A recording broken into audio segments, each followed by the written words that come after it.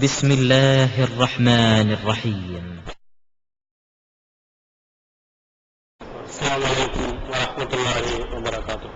எல்லாம் உள்ள அல்லாஹ்வின் நல்லடியார்களே, எல்லாம் உள்ள அல்லாஹ்வினுடைய மிகப்பெரிய ஒரு பேரருளால் இஸ்லாத்தில் இருக்கக்கூடிய ஏராளமான கொள்கை கோட்பாடுகள் நிறைந்தவர்களுக்கு மத்தியில் ஓரிரை கொள்கையை மட்டுமே பின்பற்ற வேண்டும், நபிகள் பெருமானார் ஸல்லல்லாஹு அலைஹி வஸல்லம் அவர்களுடைய வாழ்க்கையை மட்டுமே, அவர்கள் காட்டித் தந்த அவர்கள் சொன்ன அறிவுரைகளை மட்டுமே பின்பற்ற வேண்டும் என்ற ஒரு உயர்ந்த கொள்கை உடையவர்களாக எல்லாம் வல்ல அல்லாஹ் தஆலா நம்மை ஆக்கி வைத்திருக்கிறார். உலகத்திலே இருக்கக்கூடிய எல்லா மதங்களை விடவும் மிக உயர்ந்ததாக சிறந்ததாக எல்லாம் வல்ல அல்லாஹ் தஆலா இந்த இஸ்லாமிய மார்க்கத்தையே அமைத்திருக்கிறார். அத்துடன் இவ்வுலகத்தில் தோன்றிய எவ்வளவு பெரிய தலைவர்களாக இருந்தாலும் நபிகள் பெருமானார் ஸல்லல்லாஹு அலைஹி வஸல்லம் அவர்கள் எல்லா தலைவர்களை விடவும் சிறப்புக்குரியவர்களாக, உயர்ந்தவர்களாக, சிறந்தவர்களாக அவர்கள் திகழ்ந்திருப்பதை அவர்களுடைய சொல், செயல், அவர்களுடைய அறிவுரைகள், அவருடைய நடத்தைகள் இவைகளின் மூலமாக நம்மால் தெரிந்து கொள்ள முடிகிறது. அந்த நபிகள் பெருமானார் ஸல்லல்லாஹு அலைஹி வஸல்லம் நம்முடைய உயிரினும் மேலாக மதிக்கப்படக்கூடிய, உலகத்திலேயே மிக சிறந்த தலைவராக திகழக்கூடிய நபிகள் பெருமானார் ஸல்லல்லாஹு அலைஹி வஸல்லம் அவர்களுடைய வாழ்க்கையில் நம்மை மெய்சிலிர்க்க வைக்கக்கூடிய, நம்முடைய மூக்கில் விழ வைத்து அதிசயத்தக்க வைக்கக்கூடிய இந்த உலகத்தினுடைய தலைவர்களோடு ஒப்பிட்டு பார்க்கும் பொழுது மிக உயர்ந்த நடத்தையாக இருக்கக்கூடிய செயல்கள் அல்லாஹ்வின் தூதர் அவர்களுடைய வாழ்க்கையில் நிறைந்திருப்பதை நாம் பார்க்க முடிகிறது. அதிலே ரசூலுல்லாஹி ஸல்லல்லாஹு அலைஹி வஸல்லம் அவர்கள் அல்லாஹ்வினுடைய கட்டளைகளை, அவன் காட்டிய அந்த அறிவுரைகளை, அவன் எடுத்துரைத்த அந்த சட்டங்களை எந்த நேரத்திலும் அவர்கள் மறைத்ததும் இல்லை, அதை மறைப்பதற்கு முயற்சித்ததும் இல்லை. மனிதனாக இருக்கக்கூடியவர்கள் தன்னை பற்றி பெரிதாக பேசுவதை, தன்னை பற்றி அடுத்தவர்கள் புகழ்வதை, அடுத்தவர்கள் தன்னை பற்றி அடுத்தவர்களிடத்தில் எடுத்துச் சொல்வதை மிகவும் விரும்புகிறார். அடுத்தவர்கள் தன்னை பற்றி புகழ்ச்சியோடு பேசும்பொழுது ரொம்ப சந்தோஷப்படுகிறார். அப்படி உயர்வாக பேசுபவனுக்கு நிறைய நன்கொடைகளை, நிறைய பொருள்களை வாரி வழங்குகிறார். அதனால்தான் நீங்கள் வரலாறுகளை நீங்கள் பார்க்கலாம், மன்னர்களை மகிழ்விப்பதற்கு என்று புலவர்கள் நிறைய பேர்கள் இருப்பார்கள். அந்த புலவர்களுடைய வேலை என்ன? பொய்களை நிறைய சொல்லி மன்னனை உலகளாவிய அளவிற்கு புகழ்ந்து அவனிடத்தில் இருந்து எதையாவது பொருள்களை கறப்பதை நாம் என்று பார்க்கிறோம். அப்படி புகழ்ந்து பேசுவதை ஏற்றுக்கொள்ளக்கூடியவன் தன்னிடத்தில் ஏதாவது ஒரு சின்ன தவறு, ஒரு சிறிய தவறை ஒருவன் சுட்டிக்காட்டினால் அதை அவனால் ஏற்றுக்கொள்ள முடிவதில்லை. அந்த தவறை சொல்பவன் மீது பாய்கிறார், கோபப்படுகிறார். நீங்களும் பார்க்கலாம், சாதாரண அந்த பெரிய மன்னர் அளவுக்கு போக வேண்டியதில்லை. ஒரு சாதாரண ஒரு வட்டத்துக்கு செயலாளராக இருப்பவன் அல்லது ஒரு கவுன்சிலராக இருப்பவன், அவன்கிட்ட கூட போய் அவன் செய்யக்கூடிய தவறுகளை கொஞ்சம் கடுமையாக கேட்டு பார்த்தீர்களே, ஆனால் மிக கடும் கோபப்படுபவனாக, அதை ஏற்றுக்கொள்ளாதவனாக இன்று நிறைய பேர்களை பார்க்கிறோம். ஆனால் நபிகள் பெருமானார் ஸல்லல்லாஹு அலைஹி வஸல்லம் அவர்கள் இந்த உலகத்திலேயே மிக உயர்ந்தவர்களாக, திருமறை குர்ஆனின் மூலமாக புகழப்பட்டவர்களாக, இந்த உலகத்தினுடைய அருள்கொடைகளாக என்றெல்லாம் புகழப்பட்ட அல்லாஹ்வின் தூதர் அவர்கள் தன்னடக்கத்தோடு நடந்தவர்களாக, அடுத்தவர்களுடைய புகழ்களுக்கு மயங்காதவர்களாக, தன்னிடத்தில் தவறு இருக்குமானால் அதை ஏற்றுக்கொண்டவர்களாக, தன்னுடைய தவறை சுட்டிக்காட்டுகின்ற பொழுது அதை திருத்தக்கூடியவர்களாக அல்லாஹ்வின் தூதர் அவர்கள் நடந்திருப்பதை ஏராளமான சம்பவங்களின் மூலம் நாம் பார்க்கிறோம். அதில் ஒரு சம்பவத்தை நாம் பார்க்கிறோம். ரசூலுல்லாஹி ஸல்லல்லாஹு அலைஹி வஸல்லம் அவர்கள் மக்களிடத்தில் உரையாற்றிக் கொண்டிருக்கிறார்கள். இது சஹீஹ் புகாரியில் 6463வது செய்தியாக பதிவு செய்யப்படுகிறது. இந்த சமுதாயத்திற்கெல்லாம் ஒரு முக்கியமான அறிவுரை, அது ஒன்று குறிப்பாக இந்த ரமலானுடைய மாதங்கள் இருக்கக்கூடியவர்களுக்கு, இந்த பள்ளியாசையின் பக்கம் விரைந்து விரைந்து வேகமாக ஓடி வருபவர்களுக்கு அழகான ஒரு அற்புதமான ஒரு அறிவுரையை அல்லாஹ்வின் தூதர் அவர்கள் சொல்கிறார்கள். அதை சொல்கிறார்கள், நத்திய அகதம் மின்கும் அமலுகு, உங்களில் எவரையும் அமல் காப்பாற்றி விடாது. நீங்கள் செய்யக்கூடிய அமல்கள் மறுமை நாளில் இறைவனுடைய தண்டனையை விட்டு உங்களை என்ன செய்து விடாது, காப்பாற்றி விடாது. நம்ம என்ன செய்கிறோம், நிறைய அமல்கள் செய்கிறோம், நிறைய சொர்க்கத்துக்கு போயெல்லாம் நீங்க நினைக்கிறீர்களே, அந்த அமல்கள் உங்களை என்ன செய்யாது, சொர்க்கத்துக்கு கொண்டு போய் சேர்க்காது. நமக்கு ஒரு ஆச்சரியமாக தெரியும், இந்த அமல்கள் சேர்க்காமல் வேற எது போய் சேர்க்க போகிறது? எந்த கருத்தை அல்லாஹ்வின் தூதர் அவர்கள் சொன்னார்கள்? நாம் செய்யக்கூடிய இந்த அமல்கள் மறுமையில் அல்லாஹ் தரக்கூடிய அந்த சொர்க்கத்தின் பக்கம் கொண்டு சேர்ப்பதற்கும் நரகத்தை விட்டும் பாதுகாப்பதற்கும் உரிய அளவில் நாம் செய்யவில்லை என்பது அதனுடைய பொருள். நம்ம எவ்வளவுதான் நம்ம வாழ்நாளில் இருந்து இறக்கின்ற வரையிலையும் கொஞ்சம் கூட விடுவிடாமல் நாம் அமல் செய்தாலும் அதில் கூட நமக்கு தவறு வந்துவிடும், அதில் கூட நாம் குறை வைத்து விடுவோம். எனவே நாம் கூட நிறைய அமல் செய்திருக்கிறோம், அந்த அமல் நம்ம அப்படியே தைரியமாக காலம் தூக்கி வச்சுக்கிட்டு நான் இவ்வளவு அமல் செஞ்சுட்டேன் நீங்க சொர்க்கத்துக்கு விடுன்னு கேட்க முடியாது. ஆனா இறைவன் செய்திருக்கக்கூடிய அந்த அருள் கொடைகளுக்கும் அவன் வழங்கியிருக்கக்கூடிய அவ்வளவு கருணைகளுக்கும் நாம் செய்யக்கூடிய இந்த அமல்கள் சிறு அளவு கூட இருக்காது. அப்ப எப்படி இறைவனுடைய கருணை பார்வை நமக்கு கண்டிப்பாக வேண்டும், அல்லாஹ்வுடைய அருள் பார்வை நமக்கு இருக்க வேண்டும். இறைவனாக பார்த்து சரி ஏதோ செய்திருக்கிற இப்போ சொர்க்கத்துக்கு அப்படின்னு அல்லாஹ்வுடைய கருணை பார்வை நமக்கு இருந்தால் மட்டும்தான் அமல்களோடு சேர்த்து சொர்க்கத்திற்கு போக முடியும். இல்லை என்றால் நாங்கள் செய்திருக்கிறோம் மிகப்பெரிய அமல்கள் என்று நீங்கள் சொர்க்கத்துக்கு போகலாம் என்று மிதப்பில் இருந்து விடாதீர்கள். நீங்கள் செய்திருக்கக்கூடிய இந்த அமல்கள் எல்லாம் உங்களை சொர்க்கத்துக்கு சேர்க்கும் அளவிற்கு கிடையாது. அப்ப கேட்கிறார்கள் நபி தோழர்கள், அவரிடத்தில் கேட்கிறார்கள், காலு வலா அன்த யா ரசூலல்லாஹ், அல்லாஹ்வின் தூதர் அவர்கள் நீங்களுமா என்று கேட்கிறார்கள். நாங்க தான் ஏதோ அமல்களை செய்யல, நீங்கள் செய்திருக்கிறீர்களே, கால்கள் வீங்கும் அளவிற்கு அல்லாஹ்வின் தூதர் அவர்கள் நின்று என்ன செய்திருக்கிறார்கள், வழங்கியிருக்கிறார்கள். அப்ப கால்கள் வீங்கும் அளவுக்கு கஷ்டப்பட்டு தொழுதிருக்கிறார்கள். இரவு தொழுகையை ரமலான் மட்டுமல்ல எல்லா நேரங்களிலேயும் அவர்கள் தொழுதிருக்கிறார்கள். அப்போ அல்லாஹ்வுக்கு செய்ய வேண்டிய வணக்கங்கள்ல அவர்களை போன்று நிகரா யாரும் செய்ய முடியாது. அவங்க கடைசி காலகட்டத்தில் கூட நோய் அதிகமாகி அவர்கள் மயக்கப்பட்டு விழுந்ததற்கு பிறகு கூட எழுந்து எங்கே பார்க்கிறாங்கன்னா பள்ளியாசலுக்கு தான். அந்த பள்ளியாசல்ல வந்து தொழ வேண்டும் என்றுதான் என்ன செய்தார்கள், ஆசைப்பட்டார்கள். அந்த அளவிற்கு இறைவனுக்கு செய்ய வேண்டிய கடமைகள்ல ரொம்ப அதிகமாக ஆர்வம் காட்டியவர்கள். அப்ப அவர்கள்ட்ட இவ்வளவு வணக்க வழிபாடுகளை செய்த நீங்களுமா என்று கேட்கும் பொழுது நம்மள என்னையே போகாமல் அல்லா விட்டு விடுவானா, நான் எவ்வளவு செய்திருக்கிறேன் அப்படின்னு பெருமை பீத்துக் கொள்வோம். நம்ம பெரிய இது மாதிரி நம்ம இப்படி நடந்திருந்தால் நம்மளை அனுப்ப வேண்டாம், வேற யாரும் அல்லாஹ் தஆலா சொர்க்கத்துக்கு அனுப்ப போகிறார் என்று நாம் பேசியிருப்போம் அல்லது நாம் எண்ணி இருப்போம். இன்றைய நடைமுறையில் பார்த்தீர்களேயானால் ஒரு சின்ன ஒரு துரும்பை கூட அவனால் அசைக்க முடியாது. கேட்டா நம்மளை கேட்டுதான் அரசே நடக்குதுன்னு சொல்லுவான். கலெக்டர்கிட்ட என்ன வேணும், அரசியல் வச்சுக்காரன் கூட என் மூலமா தான் கலெக்டர் அணுகிறான்னு பேசுவான். இப்படி பந்தா பண்ணுவதில் நிறைய பேர்கள் இருக்கிறார்கள். ஒரு வரலாற்றில் ஒரு சம்பவம் சொல்லுவார்கள். அமெரிக்காவில் ஒரு கர்னலாக பதவி ஏற்க வந்திருக்கிறார் ஒரு ராணுவ அதிகாரி. அவர் பெரிய பந்தா பேர் வழி.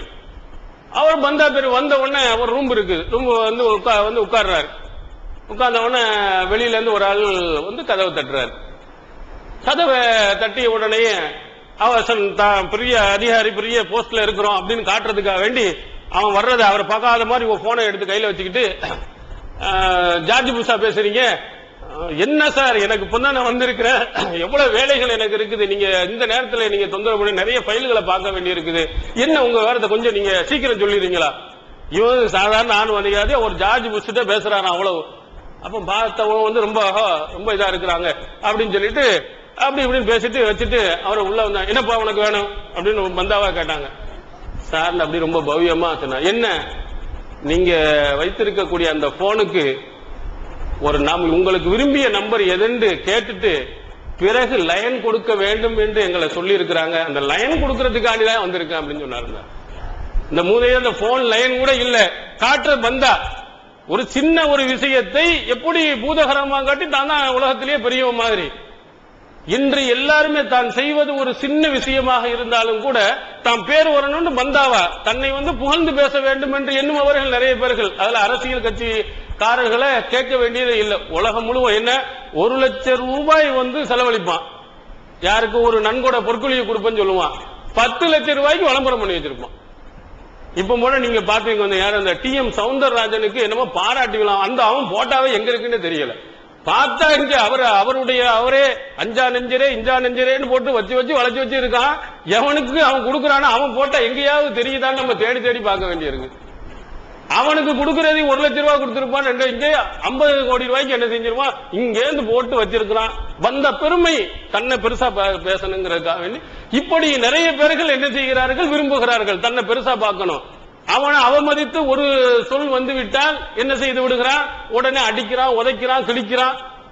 அல்லாஹ்வின் தூதர் அவர்கள் அந்த இடத்துல எவ்வளவு அழகா சொல்லுவார். அவருடைய தன்னடக்கத்தை கொஞ்சம் நீங்கள் எண்ணி பாருங்கள். கேட்கும் பொழுது அல்லாஹ்வின் தூதர் அவர்கள் சொன்ன அழகான ஒரு வாசகம், வலா அன, நானும் தான் இதே நிலையில் இருக்கிறேன். இல்லா யதகம்மதனி அல்லாஹு தஆலா என்னை போற்றிக் கொள்ளாவிட்டால் பி ரஹ்மத்தின், அவனுடைய ரஹமத்தை கொண்டு, இன்னொரு அபி மக்ஃபிரத்தின், அவனுடைய மன்னிப்பை கொண்டும் என்னை போற்றிக் கொள்ளாவிட்டால் நானும் கூட சொர்க்கத்துக்கு போக முடியாது. ஆனா அல்லாஹ் இப்படி வைத்திருக்கிறான், சொர்க்கத்திற்கு போகும் பொழுது முதல் நபராக கதவை தட்டி போறவரே அல்லாஹ்வின் தூதர் அவர்கள் தான். அவ்வளவு அல்லாஹ் தஆலா அவர்களுக்கு ஒரு உயர்வை வைத்திருக்கிறான். அங்க கேட்கும் பொழுது அல்லாஹ் முடியாதுன்னு சொல்லிட்டு அவன் கேள்வி கேட்க முடியுமா? அப்படிதான் அல்லாஹ் வச்சிருக்கிறான். மறுமையில போய் நின்று உன்னை விட மாட்டேன், ஒரு கடைசி நிலையில இருக்க ஒரு அப்துல்லாவை கூட்டிட்டு போய் கடை வீதியில அவர் தான் பஸ் போவன்னு அல்லாஹ் சொல்லிட்டான்னா ரசூலுல்லாஹ் கேள்வி கேட்ட முடியுமா? ஒண்ணும் கேட்க முடியாது. இறைவனுடைய அந்தஸ்துக்கு முன்னால் யாரும் ஆயுதம் பண்ண முடியாது.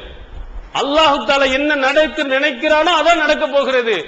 அல்லாஹ் அப்படி சொல்லிவிட்டாலும் அதை அவன் மாற்றி விடுவான் என்று சொன்னால் அதை கேள்வி ஏற்பதற்கு இந்த உலகத்தில் எவனும் கிடையாது.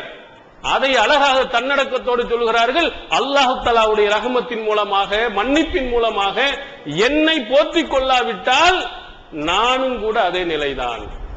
பாருங்க எவ்வளவு தன்னடக்கம் இருக்குது என்பதை பாருங்கள். இதுல ஒவ்வொருவரும் நம்ம இருக்கக்கூடிய ஒவ்வொருவரும் கொஞ்சம் நிறைய சிந்திக்க வேண்டும். நம்ம எத்தனையோ பொறுப்புகள்ல வர்ற, மாவட்ட பொறுப்புல, கிளை பொறுப்புகள்ல, மாநில பொறுப்புகள்ல அப்படி வருகின்ற பொழுது தன்னை உலகத்திலேயே பெரிய உயர்ந்தவனாக நம்ம நினைத்துக் கொள்கிறோம். தன்னை பற்றி யாராவது ஒரு கேள்வியை கேட்டு விட்டோம்னா கோபப்படுகிறோம். தான் உலகத்திலே சிறந்தவனை போன்று நாம் நடக்கிறோம். ஆனா அல்லாஹ்வின் தூதர் அவர்களை பாருங்கள், எவ்வளவு உயர்ந்தவர்கள். நானும் சாதாரண ஆள் தான், நானும் உங்களை போன்றவன் தான். இறைவனுடைய அருள் யாருக்கு அல்லாஹ் கொடுக்கிறானோ அவன் மட்டும்தான் சொர்க்கத்துக்கு போக முடியுமே தவிர என்னால் கூட போக முடியாது என்று அவ்வளவு தன்னிறைவு, தன்னடக்கத்தோடு அல்லாஹ்வின் தூதர் அவர்கள் சொல்லி இருக்கிறார்கள். ஆனால் இன்று நீங்கள் பாருங்கள், செய்யக்கூடிய தவறை கூட ஒத்துக்கொள்ளாதவர்களாக நிறைய நீங்க பாத்தீங்கன்னா இந்த புகழுக்காக அடிமையானதுனாலதான் இந்த சமச்சீர் கல்வி ஒரு நல்ல திட்டம். எல்லா மக்களும், ஒரு பறையனா இருக்கட்டும், பாப்பனா இருக்கட்டும், அத்தனை பேரும் சமமான கல்வி அவனுக்கு கொடுக்க வேண்டும். எல்லா இங்க ஸ்கூலுடைய படிப்பு நீங்க பாத்தீங்கன்னு சொன்னா நிறைய இதுக்கு மெட்ரிகுலேஷன் இருக்குது, ஸ்டேட் போர்டுன்னு இருக்கு, சிபிஎஸ்இன்னு இருக்குது, இப்படி நிறைய ஆங்கிலேய இந்திய படிப்புன்னு எக்கச்சக்கமான படிப்பு வச்சிருக்கான். அவன் ஒவ்வொரு தரம், நம்ம கவர்மெண்ட் ஸ்கூல்ல படிச்சேன்னா கவர்மெண்ட் ஸ்கூலா அப்படிங்குவான். ஒரு காலேஜில் இந்த காலேஜில் நீ படிச்ச சில மட்டமானதுன்னு வச்சிருக்கான், ரொம்ப உயர்வானதுன்னு வச்சிருக்கான். எதுக்குன்னா ஒவ்வொரு பள்ளிக்கூடத்திலையும் பாடங்கள் வித்தியாசமா வச்சிருக்கான். இங்கிலீஷ் மீடியத்துல கூட மெட்ரிகுலேஷன்ல படிச்சுட்டு ஸ்டேட் போர்டு தமிழ்நாடுடைய ஸ்டேட் போர்டுல போனோம்னு சொன்னா அது ஒரு மட்டம். அதுல படிச்சவன ஒரு கீழ்நிலையை தான் பாக்குறான். ஏன்னா இவனுடைய பாடத்திட்டம் வேறு, மெட்ரிகுலேஷன் பாடத்திட்டம் வேறு. அதனால என்ன செஞ்சாங்க, ஒரு நல்ல ஒரு நிலையில எல்லாத்துக்கும் ஒரே விதமான கல்வி கொடுத்துருவோம், எல்லாத்துக்கும் ஒரே புக் 1ல இருந்து 6 வரை போன வருஷம் அமல்படுத்தியாச்சு. அடுத்து 6ல இருந்து 10 வரை அமல்படுத்தலாம் என்று சொன்னால் ஆட்சி மாறிடுச்சு. 200 கோடி ரூபாய்க்கு புத்தகம் அச்சிடப்பட்டுச்சு.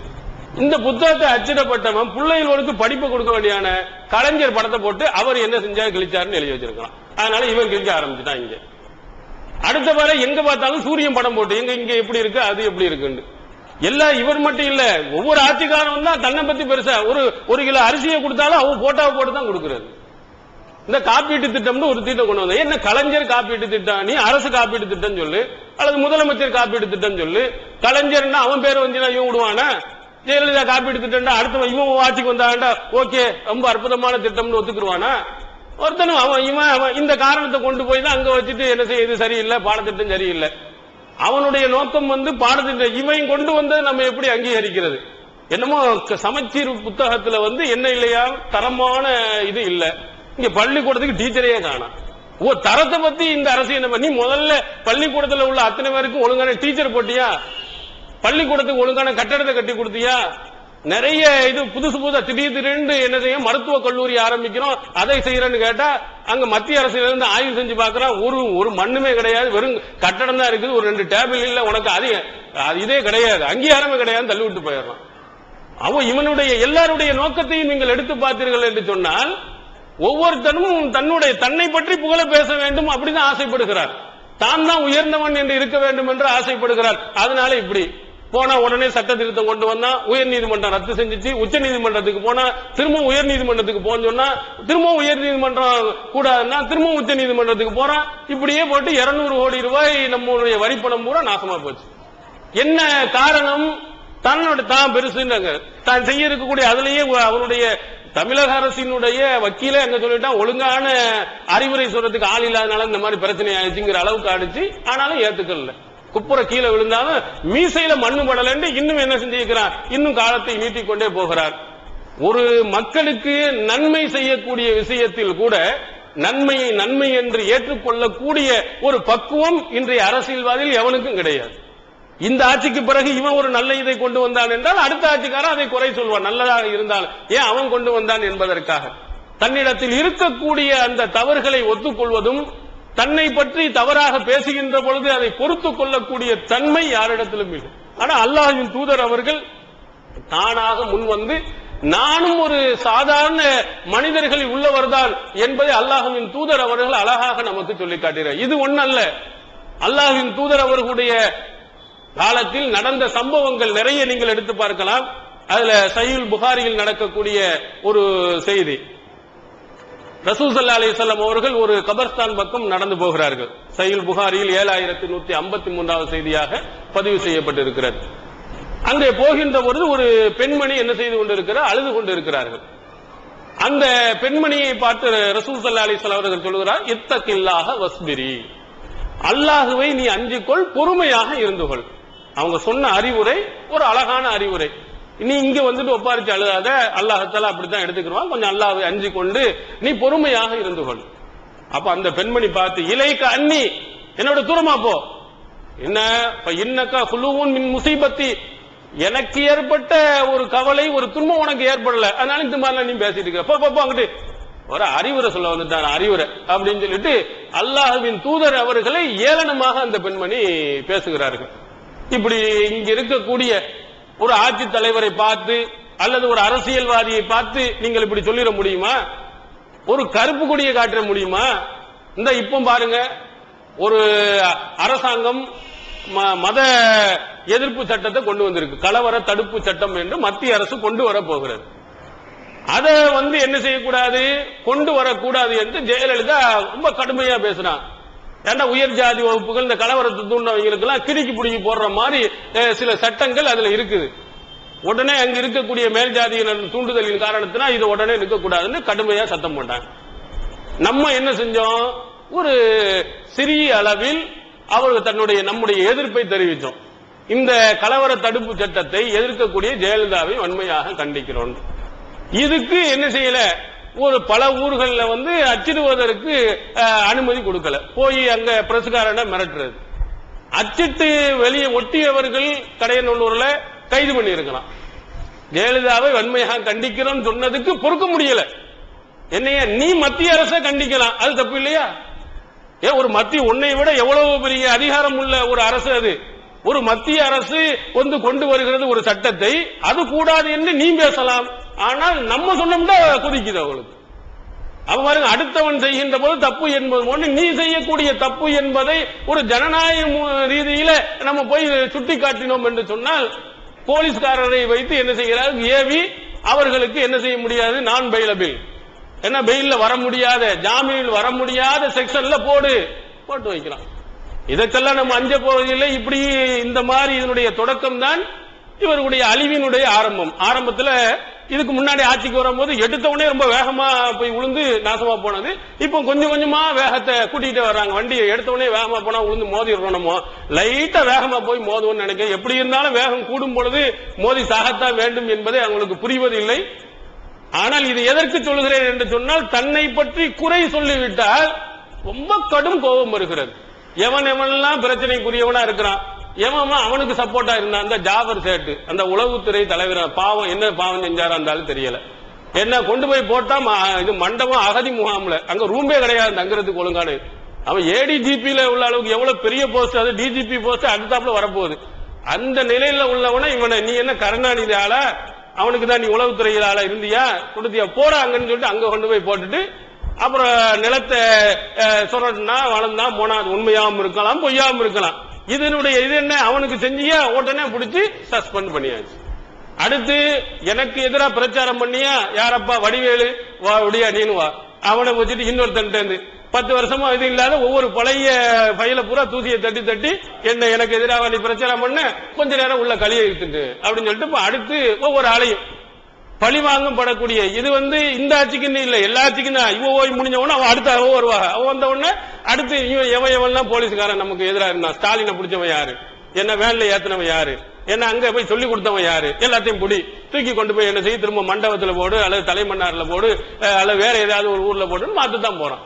அப்போ ஒரு சின்ன ஒரு தவறை கூட பொறுத்து கொள்ளக்கூடிய தன்மை இல்லை. ஆனா அல்லாஹ்வின் தூதர் அவர் பார்த்து அந்த அல்லாஹ்வின் தூதர் என்ன பெருசா அந்த பெண்மணி என்னமா அப்படின்னு கத்தவா செஞ்சாங்க, அல்லாஹ்வுக்கு அஞ்சிக்கொள் பொறுமையாக இருந்த 2 வார்த்தையை என்ன சொன்னாங்க, உனக்கு வேற வேலை இல்லையா போய் அப்படின்னு சொல்லிட்டு அந்த பொம்பளை சொல்லிட்டான். அப்ப அங்க பக்கத்தில் உள்ளவர்கள் கூப்பிட்டு சொல்லுகிறார்கள், இது அல்லாஹ்வின் தூதர் உனக்கு தெரியாதா, அவங்கள்ட்ட போய் நீ இப்படி சொல்லிட்டு இருந்தோன்னு. அப்பதான் அவங்களுக்கு தெரியுது அல்லாஹ்வின் தூதர் என்று. அல்லாஹ்வின் தூதர் அவர்கள் அந்த மாதிரி பந்தா கிடையாது, பெரிய ஜிப்பா போட்டு தலப்பா கட்டிக்கிட்டு ஒரு 10 பேர் 20 பேர்னு வரல, சாதாரணமா வந்தனால அவர்களை பற்றி யாருக்கும் தெரியல. உடனே அந்த பெண்மணி என்ன செய்கிறார்கள், போகிறார்கள் ரசூல் ஸல்லல்லாஹு அலைஹி வஸல்லம் அவர்களுடைய வீட்டுக்கு. வஜாஅத் இலா பாபிஹி ஃபலம் தஜித் அலைஹி பவாபன். வீட்டுல வாசல்ல யாருமே இல்ல, காவல்காரர். இங்க போனோம்னா உள்ள போக முடியுமா, போயஸ் கார்டனுக்குள்ள 1000 மடங்கு என்ன செய்யும் சோதனைக்கு போறா உள்ளே போக முடியும். அங்க ரசூலுல்லாஹ்க்கு எந்த காவல்காரரும் யாருமே இல்லை. அப்ப சொல்லுறாங்க, யார சொல்லா வல்லாஹி மா ரஃப்துக, அல்லாஹ்வின் தூதர் அவர்களே அல்லாஹ்வை சத்தியம் என்று சொல்கிறேன் உங்களுக்கு எனக்கு தெரியாது, நான் தெரியாம நான் சொல்லிவிட்டேன் அப்படின்னு ரசூல் ஸல்லல்லாஹு அலைஹி வஸல்லம் அப்பமும் என்ன செய்யல, கோவப்படவில்லை. உனக்கு அவ்வளவு திமிரா, அவ்வளவு நீ பேசுவியோ, நான் ஒரு ஆம்பளை என்னை ஒரு ஆம்பளையை பார்த்துட்டு இப்படி சொல்ற நீ அப்படின்னு ஒரு கோவப்பட்டு ஏதாவது சொல்லி இருக்கலாம். இங்க இறங்கின உடனே நம்மளும் திட்டின உடனே நம்ம இடத்துல வந்த உடனே 4 திட்டு தான் சரி சரி வான்னு சொல்லுவோம் நம்ம. அல்லாஹ்வின் தூதர் அவர்கள் அந்த நேரத்தில் இன்னம சபர் இந்த சதமத்தில் ஊழா, அல்லாஹ்வின் தூதர் அவர்கள் இந்த உலகத்துக்கு எதுக்கு வந்தாங்களோ அதுலதான் கவனமா இருந்தாங்க. நான் இந்த மக்களை சீர்திருத்துவதற்கு நல்வழிப்படுத்துவதற்கு தான் நான் என்ன செஞ்சேன் வந்தேன், எனவே நான் அப்படித்தான் நடக்க வேண்டும் என்று அங்கு அழகா சொல்லுகிறார்கள். பொறுமை என்பது துன்பம் ஏற்பட்டவுடன் மேற்கொள்வதுதான். மணி ஒரு 6 மாசம் ஒரு 6 வருஷம் கழிச்சு என் புள்ள இறந்துட்டான் பாருங்க ரொம்ப பொறுமையா இருக்கேன், இது பிரயோஜனம் கிடையாது. அது எல்லாம் தானாவே மறந்துடுவேன். அது எல்லாம் இயற்கையா வைத்திருக்கிறான். கொஞ்ச நாள் ஆனா நம்மளுடைய இதெல்லாம் மறைஞ்சிடும். இப்போ ஒரு 20 வருஷத்துக்கு முன்னாடி உங்க அப்பா இறந்து போனாரு, இப்போ உட்காந்து ஒரே ஒப்பார வச்சு யாரா அழுகுறோமா, அது கொஞ்ச நாளைக்கு அப்படித்தான் இருக்கும், அப்போ தானா மறந்துடும். எப்ப பொறுமையா இருக்கா அந்த மாதிரி ஒரு சூழ்நிலை ஒரு டென்ஷனாக இருக்கக்கூடிய நேரத்தில் என்ன செஞ்சிடக்கூடாது, நீ வரம்பு மீறி போயிடக்கூடாது, அப்ப நீ பொறுமையா இருக்கணும். அதுதான் இஸ்லாம் வலியுறுத்துகிறது என்று நபிகள் பெருமானார் ஸல்லல்லாஹு அலைஹி வஸல்லம் அவர்கள் சொன்னாங்க. பாருங்க, அல்லாஹ்வின் தூதர் அவர்களுக்கு இருந்த இந்த மாதிரி ஒரு மெய்சில் இருக்கக்கூடிய ஒரு பண்பு இந்த உலகத்தில் இருக்கக்கூடிய தலைவர்கள் யார்ட்டையாவது நீங்கள் பார்த்திட முடியுமா, யார்ட்டையாவது கண்டிட முடியுமா? அல்லாஹ்வின் தூதர் இதே மாதிரிதான் என்ன செய்ய வேண்டும், நம்முடைய தலைவர்கள் பெரிய பொறுப்புல இருக்கக்கூடிய சிறிய பொறுப்புல இருந்து பெரிய பொறுப்பு வரையிலும் சரி, அவன் திட்டா ஒரே சண்டைகள் பிரச்சனைகள் எவ்வளவு வருது. தலைவராக வந்துட்டா, செயலாளராக வந்துட்டா, ஒரு பொறுப்புல வந்துட்டாருன்னா அவருக்கு இருக்க வேண்டிய மிகப்பெரிய ஒரு தகுதி என்னன்னா பொறுமை, சபுரு நிறைய இருக்கணும். எல்லாரும் திட்டுவான், ஒரு வேலை செய்யாதவங்க கூட திட்டுவான். வந்துட்டு என்ன அதை செஞ்சா இதை செஞ்சா ஒரு 10 பைசா செலவழிக்க மாட்டான். என்ன நோம்பு கஞ்சிக்கு சரியா ஏற்பாடு பண்ணல, பேரிச்சம்பழத்தை இன்னைக்கு இல்ல, என்ன ஒழுங்கா கொடுக்கறது இல்லையா, போற இல்லையா, நீ எவ்வளவுப்பா கொடுத்த, அதெல்லாம் அப்படிங்குவான். 1 ரூபா அவன் செலவழிச்சிருக்க மாட்டான். ஏன்னா 10,000 ரூபாய் கொடுத்திருப்பான், அவன் அமைதியா வந்துட்டு போயிருவான். ஆனா 1 ரூபாயோட கொடுக்காதவன் அது என்ன சரியில்லை இது சரியில்லைன்னு 1000 கேள்வி கேட்டுட்டு இருப்பான். அதுக்கு கோவப்பட்டுற கூடாது நம்ம, அதுக்கு அவங்க பொறுமையா தான். நம்ம பொறுப்பில் வந்து விட்டால் அதுக்கு பொறுமை வேண்டும் என்பதற்கு அல்லாஹ்வின் தூதர் அவர்களை விட பெரிய ஆள் யார் வேணும்?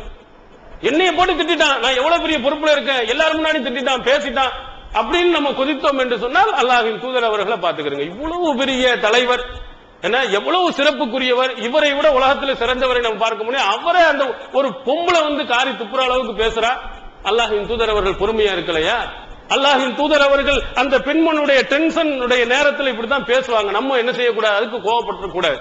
அந்த பெண்ணுக்கு புரிய வைக்க வேண்டும் என்று அதுல எப்படி பொறுமையாக இருந்து அவர்கள் போய்விட்டார்களோ அதே மாதிரி சிலர்களுடைய கோபங்கள் இந்த நம்முடைய கொள்கையை நம்முடைய செயல்பாடுகளை பாதிக்கிற மாதிரி வரும் பொழுதெல்லாம் நம்ம என்ன செய்யணும், அல்லாஹ்வின் தூதர் அவர்களை முன்னாடி கொண்டு வந்து வச்சுக்கிறோங்க. இவ்வளவு பெரியவங்க அவங்க கோபப்படல, நம்முடைய பதவியும் பொறுப்பும் எம்மாத்திரம் என்று எண்ணுவோம் என்று சொன்னால் நம்முடைய பணிகள் சீராக என்ன செய்து கொண்டிருக்கும். இது அல்லாஹ்வின் தூதர் அவர்களிடத்தில் படிக்கக்கூடிய பாடம். அதே மாதிரி அடுத்ததாக இன்னொரு ஒரு திருமறை குர்ஆனுடைய வசனம் ரொம்ப அழகாக அல்லாஹ் தஆலா சொல்கிறார். அந்த காலத்தில் இருந்த மக்கள் ரசூலுல்லாஹி ஸல்லல்லாஹு அலைஹி வஸல்லம் அவர்களை பார்த்து சில கேள்விகளை கேட்கிறாங்க. இஸ்லாத்துக்கு வர்றதுக்கு தான் அவனும் கேட்கிறான். சூரத்துல் இஸ்ராவினுடைய 90வது அத்தியாயத்தில் இருந்து 94வது வசனம் வரையிலையும் அல்லாஹ்வின் தூதர் அவர்களை பற்றி அவர்கள்ட்ட இறை தூதர்ங்கிற ஒண்ண பெரிய பெரிய சக்திகள் எல்லாம் இருக்கும் அப்படிங்கிற மாதிரி நம்பிக்கிட்டு போறான். இன்று இருக்கக்கூடிய எந்த சாமியாரும் தன் அற்புதத்தை செய்து காட்டாமல் தன்னை சாமியார்னு சொன்னதே கிடையாது. நித்யானந்தா சாமியாரா இருக்கட்டும் அல்லது பரமானந்தா சாமியாரா இருக்கட்டும், யாரா இருந்தாலும் சரி, நீங்க சாமியார் லிஸ்ட்ல பாத்தீங்கன்னா ஒரு லிங்கத்தை எடுத்தேன், என்ன நோயை போக்குன, வயிற்று வலியை போக்குன, எதையாவது என்ன காத்துல பறக்க வச்சாண்டு எதையாவது ஒரு அற்புதம் செஞ்சேன்னு தான் சொல்லிட்டே இருப்பான். அதை வைத்துத்தான் தான் கடவுளுடைய அவதாரம் என்று பேசிக்கிட்டு இருப்பான். அதை வச்சுதான் நான் மக்களை சீர்திருத்தக்கூடியவன்னு சொல்லுவான். எவனாவது எனக்கு எந்த விதமான சக்தியும் கிடையாதுங்க, நான் சாமியாரா இருக்கிறேனே தவிர எனக்கு எந்த சக்தியும் கிடையாது, நல்ல விஷயம் வந்து மாட்டான் நான் சொல்றேன் அப்படின்னு சொன்ன ஒரு சாமியாரை நீங்க பார்க்க முடியாது. அவனுடைய மூல அஸ்திரமே என்னன்னா அற்புதம் தான். இதுதான் மக்கள் மயங்குவாங்க அப்படின்னு சொல்லிட்டு எதையாவது ஒரு திருநீரை கொடுத்து எதையாவது கொடுத்து அது கிடைக்கும் இது கிடைக்கும் சொல்றவர்களை பார்க்கலாம்.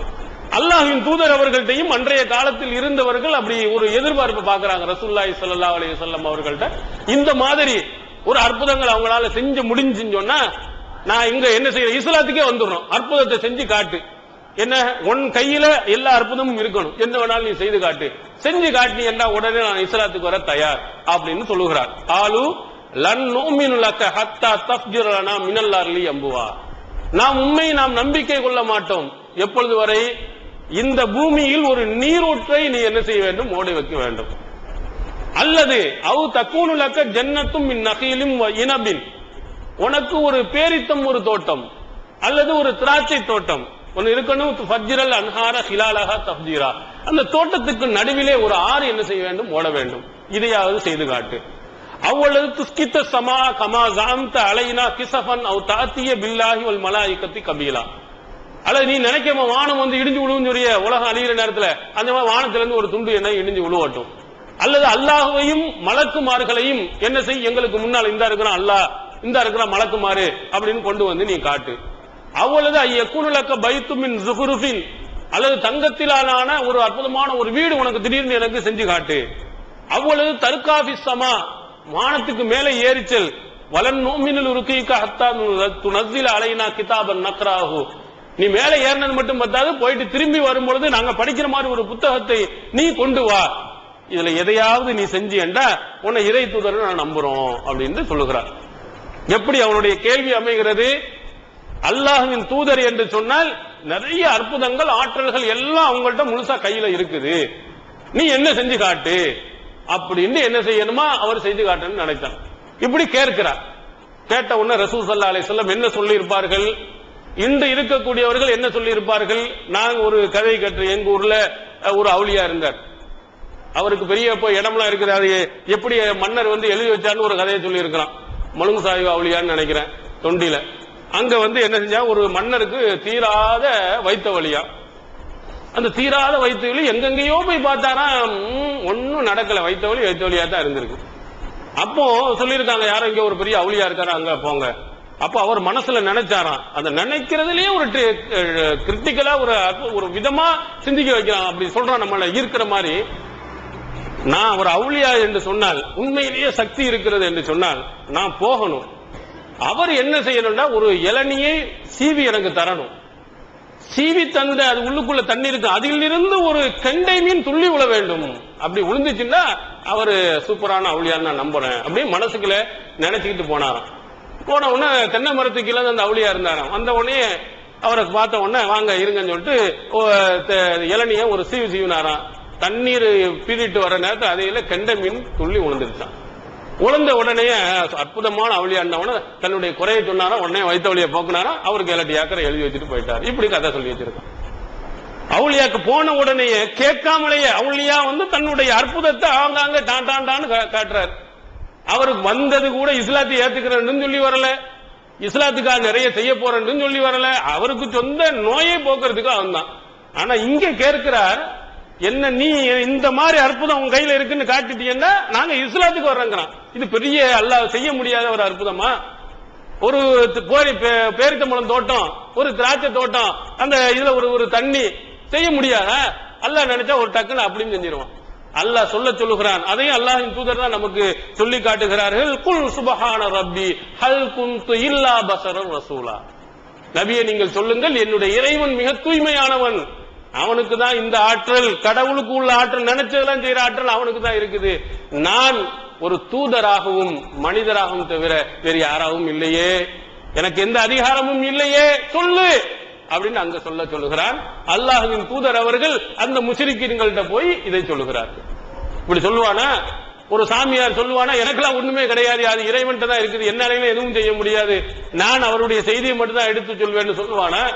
சின்ன அவுளியாக்கள் பெரும் பெரும் இதா இருக்கக்கூடிய அவுளியாக்கள் வெறும் அற்புதங்களை நிமிடத்துக்கு நிமிடம் என்ன செய்ய அள்ளிவிடக்கூடிய அவுளியாக்களை தான் நம்ம நிறைய பார்த்து கொண்டு இருக்கிறோம். ஆனால் அல்லாஹ்வின் தூதர் அவர்கள் எப்படி நடந்திருக்கிறார்கள் என்று சொன்னால், சின்ன விஷயமாக இருந்தாலும் சரி, பெரிய விஷயமாக இருந்தாலும் எது உண்மையோ அவர்களால் எது முடியுமோ அதை முடியும் என்று சொல்லியிருக்கார். இதுல தனக்கு இலக்கு இவ்வளவு பெரிய தூதருங்க, ரஹ்மத்துல் ஆலமீன் உலகத்துக்கு அருள் கொடை என்று செய்கிற ஒரு சின்ன ஒரு அற்புதத்தை செய்ய முடியாதா? கேவலமா நினைக்க மாட்டானா? நினைச்சாலும் பரவாயில்லை, என்னால் முடிந்ததோ அவ்வளவு அவ்வளவுதான் அல்லாஹ்வின் தூதர் அவர்கள் சொன்னார்கள். அப்படி தன்னடக்கத்தோடு நம்மளால் எது முடியுமோ அதை முடியும் என்று சொல்ல வேண்டும், எது முடியவில்லையோ அதை முடியாது என்று சொல்ல வேண்டும் என்ற ஒரு தன்னடக்கத்தை நபிகள் பெருமானார் ஸல்லல்லாஹு அலைஹி வஸல்லம் அவர்களுடைய இந்த செய்தியின் மூலம் நாம் பார்க்க முடிகிறது. அதே போன்று ரசூலுல்லாஹி ஸல்லல்லாஹு அலைஹி வஸல்லம் அவர்கள் அந்த செய்தியின் பின்னணியிலே சில கருத்துக்களை இந்த சமுதாயத்துக்கு எடுத்து சொல்றாங்க. சொர்க்கத்துக்கு அவனுடைய அமல்களின் மூலமாக போக முடியாது. அதுல ரசூல் ஸல்லல்லாஹு அலைஹி வஸல்லம் அதிலே சஹீஹ் புகாரியில் 6464வது செய்தியில் சொல்லுகிறார்கள், வஅன்ன அஹப்பல் அமால் இலல்லாஹி அதுவ முஹாவையின் கல்ல. அல்லாஹ்வுக்கு ரொம்பவும் விருப்பமான ஒரு அமல் எது என்று சொன்னால், கொஞ்சமாக இருந்தாலும் அது தொடர்ந்து செஞ்சுட்டு இருக்கணும். கொஞ்சமா இருந்தாலும் அது எப்படி செஞ்சுட்டு இருக்கணும்? தொடர்ந்து நிரந்தரமா செஞ்சுட்டு வரணும். இதைத்தான் அல்லாஹ் தஆலா விரும்புகிறான். இது யாருக்கு? நம்ம ரமலான் மாதத்துல மட்டும் சர்ன்னு பெரும் கூட்டமாக வந்துவிட்டு அதோட ரமலான் மாதத்தோட காணாமல் போகிறவர்களுக்கெல்லாம் சேர்த்து அல்லாஹ்வின் தூதர் அவர்கள் சொன்னார்.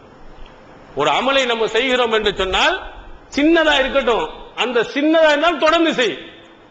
கடமையான இதை கண்டிப்பா செஞ்சிட்டு இருக்கணும். உபரியான வணக்கங்கள், இரவு தொழுகை, இது ரசூல் ஸல்லல்லாஹு அலைஹி வஸல்லம் ரமலான் மாதத்துக்கு கூடுதல் முக்கியத்துவம் கொடுத்தாங்க. அதனால மற்ற நாள்ல தொழ வேண்டிய இல்லை. எல்லா நாளும் ரமலான் அல்லாத மாதங்களில் அல்லாஹ்வின் தூதர் அவர்கள் 8+3 தான் தொழுதாங்க. புகாரில் உள்ள செய்தியை நம்ம நிறைய தெரிஞ்சிருக்கிறோம். ஆனா நம்ம எதை விட்டுட்டோம்?